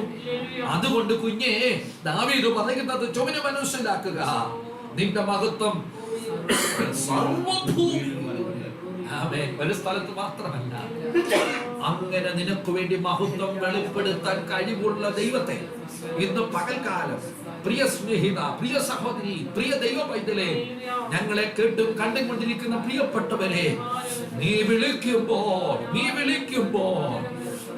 വിളികൾ കാത്തിരിക്കുന്ന ഒരു ദൈവമല്ല, ഇത്ര ഉന്നതത്തിൽ ഇരുന്ന് തന്റെ മഹത്വം നിന്റെ വിഷയത്തിന്മേൽ വെളിപ്പെടുത്താൻ കഴിവുള്ള ഒരു ദൈവം അവൻ ഈ ഭൂമിയിൽ ഉണ്ടെങ്കിൽ അതാരെന്ന് ചോദിച്ചാൽ ഈ വചനത്തിന്റെ ഉടമസ്ഥനാണ്. ദൈവത്തിന് സ്തോത്രം. അതുകൊണ്ട് ഈ പകൽക്കാലം നിരാശപ്പെടണ്ട, ഈ പകൽക്കാലം ഭാരപ്പെടണ്ട. കർത്താവ് നിങ്ങൾക്ക് വേണ്ടി ചില വൻ കാര്യങ്ങളെ ചെയ്യാൻ പോകുകയാണ്. ദൈവത്തിന് സ്തോത്രം. ഭാരമേറിയ നിന്റെ ജീവിത സാഹചര്യങ്ങൾ യേശു മാറ്റി തരാൻ പോകുന്നു. ലോകം കോവിഡിന്റെ പ്രതികൂല സാഹചര്യത്തിൽ ഇരിക്കുമ്പോൾ പ്രിയപ്പെട്ട വൈദ്യരെ നീ നിരാശപ്പെടണ്ട. ദൈവത്തിന് സ്തോത്രം. നിന്റെ പ്രാർത്ഥന സ്വർഗം കേട്ടിരിക്കുന്നു. നിന്റെ കുടുംബത്തിലൊന്ന് നഷ്ടപ്പെട്ടു പോകുക, നിന്റെ കുടുംബത്തിലൊന്ന് നശിച്ചു പോകുക, നിന്റെ പ്രിയപ്പെട്ട വിവിധ രാജ്യങ്ങളിൽ ആമീൻ ഡോക്ടേഴ്സായി, നേഴ്സസായി പല നിലകളിൽ അവർ വർക്ക് ചെയ്യുമ്പോൾ ഇത് പകൽക്കാലം വളരെ വ്യക്തമായി ഞാൻ പറയട്ടെ, ഭാരപ്പെടേണ്ട. ദൈവം നിങ്ങൾക്ക് വേണ്ടി എന്ത് ചെയ്യാൻ പോകുന്നു? ചില വലിയ കാര്യങ്ങളെ ചെയ്യാൻ പോകുന്നു. കണ്ട് ഇത്ര ഉയരത്തിൽ നിന്ന് തന്റെ മഹത്വം നീ പ്രാർത്ഥിക്കുന്ന വിഷയത്തിന്മേൽ വെളിപ്പെടുത്തി അത്ഭുതം പ്രവർത്തിക്കുന്ന ഒരു നല്ല ദൈവം എനിക്കും നിങ്ങൾക്കുമായിട്ടുണ്ട്. ഹലോ, ഞാൻ എന്നോട് പറഞ്ഞു നിർത്തട്ടെ. ഭാരപ്പെടുന്ന നിന്നെ, കേട്ടോ, ഭാരപ്പെടുന്ന നിന്നെ ആ പാറയുടെ പിളർപ്പിലാക്കി. സ്തോത്രം, സ്തോത്രം. വേദന അനുഭവിക്കുന്ന നിന്നെ ആ പാറയുടെ പിളർപ്പിലാക്കി. പ്രിയപ്പെട്ടവരെ, പഴയ നിയമത്തിൽ മോശയ്ക്ക് അങ്ങനെ ഒരു അവസരം കിട്ടിയെങ്കിൽ, ഹലോ, പുതിയ നിയമത്തിൽ തൂക്കിയ ദുഷ്പ്രവർത്തിക്കാരിൽ ഒരുത്തനോട് ആ പാറ പറഞ്ഞത് എന്താണെന്ന് അറിയാമോ? ഇന്ന് നീ ആ പാറയുടെ പിളർപ്പിൽ നിന്നെ ആക്കി വെക്കാം, അവൻ മതിയായിരുന്നു. അതുകൊണ്ട് ജീവിതത്തിന്റെ ക്ലേശങ്ങളെ അഭിമുഖീകരിക്കുന്ന, ജീവിതത്തിന്റെ ഭാരങ്ങളെ അഭിമുഖീകരിക്കുന്ന നിങ്ങളെ നോക്കി ഒരു കർത്താവിന്റെ ദാസൻ എന്നുള്ള നിലയിൽ ഇന്ന് പകൽക്കാലം വിളിച്ചു പറയട്ടെ, പ്ലീസ് നിരാശപ്പെടണ്ട. യേശു നിന്റെ കൂടെ ഉണ്ട്. നിന്നെ ആ പാറയുടെ പിളർപ്പിലാക്കി നിന്നെ മാനിപ്പാൻ, നിന്റെ ആഗ്രഹത്തെ മാനിപ്പാൻ, നിന്റെ പ്രാർത്ഥന കേൾക്കുവാൻ മതിയായ ദൈവം എനിക്കും നിങ്ങൾക്കുമായിട്ടുണ്ട്. ദാവീദ് പറഞ്ഞു, എനിക്ക് വേണ്ടി സകലതും നിർവഹിക്കുന്ന, നിവർത്തിക്കുന്ന ഒരു ദൈവം. അങ്ങനെയാണെങ്കിൽ അവൻ നിന്നെ വിട്ടൊഴിയത്തില്ല, അവൻ നിന്നെ കൈവിടത്തില്ല, അവൻ നിനക്ക് വേണ്ടി പ്രവർത്തിക്കുന്ന ദൈവമാണ്. ഇന്ന് പകൽക്കാലം ഞങ്ങളെ കേട്ടുകൊണ്ടിരിക്കുന്ന പ്രിയ സഹോദര, നിന്റെ നിരാശ വെടിയുക. അവൻ യേശു നിനക്കായി ജീവിക്കുന്നു. ദൈവത്തിന് സ്തോത്രം. ആ ഹല്ലേലൂയ. പിതാവിന്റെ കരങ്ങൾ കൊണ്ടുള്ള ആ പണിയും എഴുത്തുമായിരുന്ന പലക അവൻ പൊട്ടി. ആമേൻ, സ്തോത്രം. അത് കാൽവരി ക്രൂശിൽ തകർക്കപ്പെട്ടു. എന്നാൽ ആ തകർക്കപ്പെട്ടപ്പോൾ അടുത്തൊന്നുണ്ടായി. പ്രിയപ്പെട്ട ദൈവ മക്കളെ, മനുഷ്യന്റെ രക്ഷയ്ക്ക് വേണ്ടിയുള്ള ഒരു വലിയ പ്രവൃത്തി അവിടെ ഉദയം ചെയ്തു. ദൈവത്തിന് സ്തോത്രം. ഇന്ന് പകൽക്കാലം അങ്ങനെയെങ്കിൽ എന്റെയും നിങ്ങളുടെ രക്ഷയ്ക്ക് വേണ്ടി ഉദയം ചെയ്ത കർത്താവിനെ നിങ്ങൾ ആരെങ്കിലും ഈ പകൽക്കാലം അവനെ കർത്താവും രക്ഷകനുമായി സ്വീകരിച്ചിട്ടില്ലെങ്കിൽ, ആ ഇരിക്കുന്ന സ്ഥാനത്തിരുന്ന് യേശുവേ എന്നെ സഹായിക്കണം ഒരു വാക്ക് നിങ്ങൾക്ക് പറയാൻ കഴിയുമെങ്കിൽ, യേശുവേ ഞങ്ങളോട് ചേർന്ന് എന്നെ സഹായിക്കണമേ. ഞാൻ ഭാരത്തിലും പ്രയാസത്തിലുമായിരിക്കുന്നു, ഞാൻ നിരാശയിലായിരിക്കുന്നു, ഞാൻ വേദനയിലായിരിക്കുന്നു. ഈ പ്രതിസന്ധികളെ തരണം ചെയ്യുവാനുള്ള കഴിവെനിക്കില്ല, എന്നെ ഒന്ന് സഹായിക്കണമേ. ഇന്ന് പകൽക്കാലം നിന്നെ സഹായിക്കാൻ അവൻ അടുത്തു വരികയാണ്. അടുത്തു വരുന്ന ക്രിസ്തുവിനോടൊന്ന് പറഞ്ഞാട്ടെ, ഞാൻ അങ്ങേ എൻ്റെ കർത്താവ്, എൻ്റെ രക്ഷകനുമായി, എൻ്റെ നാഥനായി എൻ്റെ ജീവിതത്തിൽ ഞാൻ ഏറ്റെടുക്കും. ഇന്ന് പകൽക്കാലം പ്രിയപ്പെട്ട ദൈവമക്കളെ, അവനെ ഒന്ന് ഏറ്റെടുപ്പാൻ നിങ്ങൾക്ക് കഴിയുമെങ്കിൽ ഇതാ അവന്റെ കരം ഇതുവരെ കുറുതായി പോയിട്ടില്ല.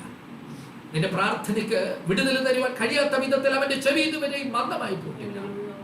ഞങ്ങൾ ഈ പ്രസംഗിച്ചു കൊണ്ടിരിക്കുമ്പോൾ, ഈ ദൂത് അറിയിച്ചു കൊണ്ടിരിക്കുമ്പോൾ നിന്റെ ജീവിതത്തിൽ ദൈവത്തിന്റെ അത്ഭുതം നടക്കുകയാണ്. നിന്റെ ജീവിതത്തിൽ ദൈവത്തിന്റെ പ്രവൃത്തി നടക്കുകയാണ്. എല്ലാ കണ്ണുകളും അടച്ചാണ്. അവൻ ഞങ്ങളോട് ചേർന്ന് ആരെങ്കിലും യേശുവിനെ രക്ഷകനായി തങ്ങളുടെ ജീവിതത്തിൽ ഏറ്റെടുത്തില്ല എങ്കിൽ ഇന്ന് പകൽക്കാലം പറഞ്ഞാണ്, കർത്താവേ അങ്ങ് എന്റെ രക്ഷകനും എന്റെ കർത്താവുമായി എന്റെ ജീവിതത്തിൽ ഇന്ന് പകൽക്കാലം ഏറ്റെടുക്കുന്നു. അങ്ങ് അവൻ എന്റെ നാഥനായി എന്നോട് കൂടെ ഇരിക്കണമേ. ഇതാ നിന്റെ പ്രതിസന്ധിയുടെ മുഖത്ത്, നിന്റെ ഭാരത്തിന്റെ മുഖത്ത് നിന്റെ ആഗ്രഹത്തെ മാനിച്ച് ആ പാറയുടെ പിളർപ്പിൽ നിന്നെയും ആക്കി നിന്നെ മാനിപ്പാൻ കഴിവുള്ള ഒരു നല്ല നസ്രയൻ ഇന്നും ജീവിക്കുന്നു. അവൻ ജീവിക്കുന്നത് കൊണ്ട് നാമും ജീവിക്കുന്നു. പ്രിയപ്പെട്ടവരെ, ആ ജീവിക്കുന്ന കർത്താവിന്റെ കരങ്ങളിലേക്ക് നമുക്ക് ഏൽപ്പിച്ചു കൊടുക്കാം. നമ്മുടെ കണ്ണുകളെ നമുക്ക് അടയ്ക്കാം. Praise God. ഇന്ന് പകൽക്കാലം അതാ കർത്താവേ എന്നെ സമർപ്പിക്കുന്നു, എന്നെ സമർപ്പിക്കുന്നു.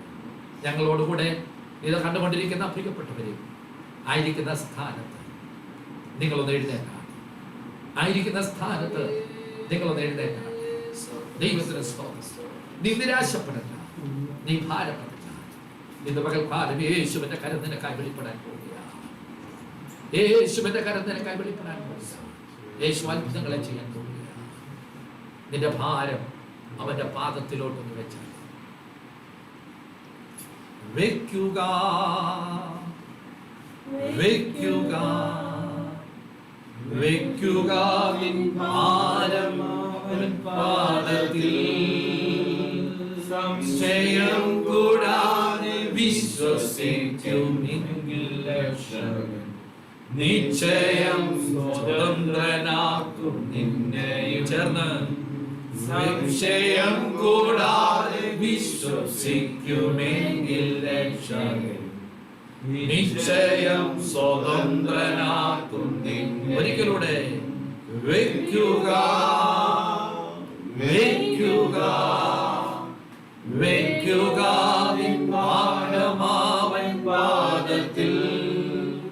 സംശയം കൂടാതെ വിശ്വസിക്കുമെങ്കിൽ രക്ഷകൻ നിശ്ചയം സ്വതന്ത്രനാക്കും നിന്നെ. ഒരിക്കലൂടെ സംശയം കൂടാതെ വിശ്വസിക്കുമെങ്കിൽ രക്ഷകൻ നിശ്ചയം സ്വതന്ത്രനാക്കും നിന്നെ.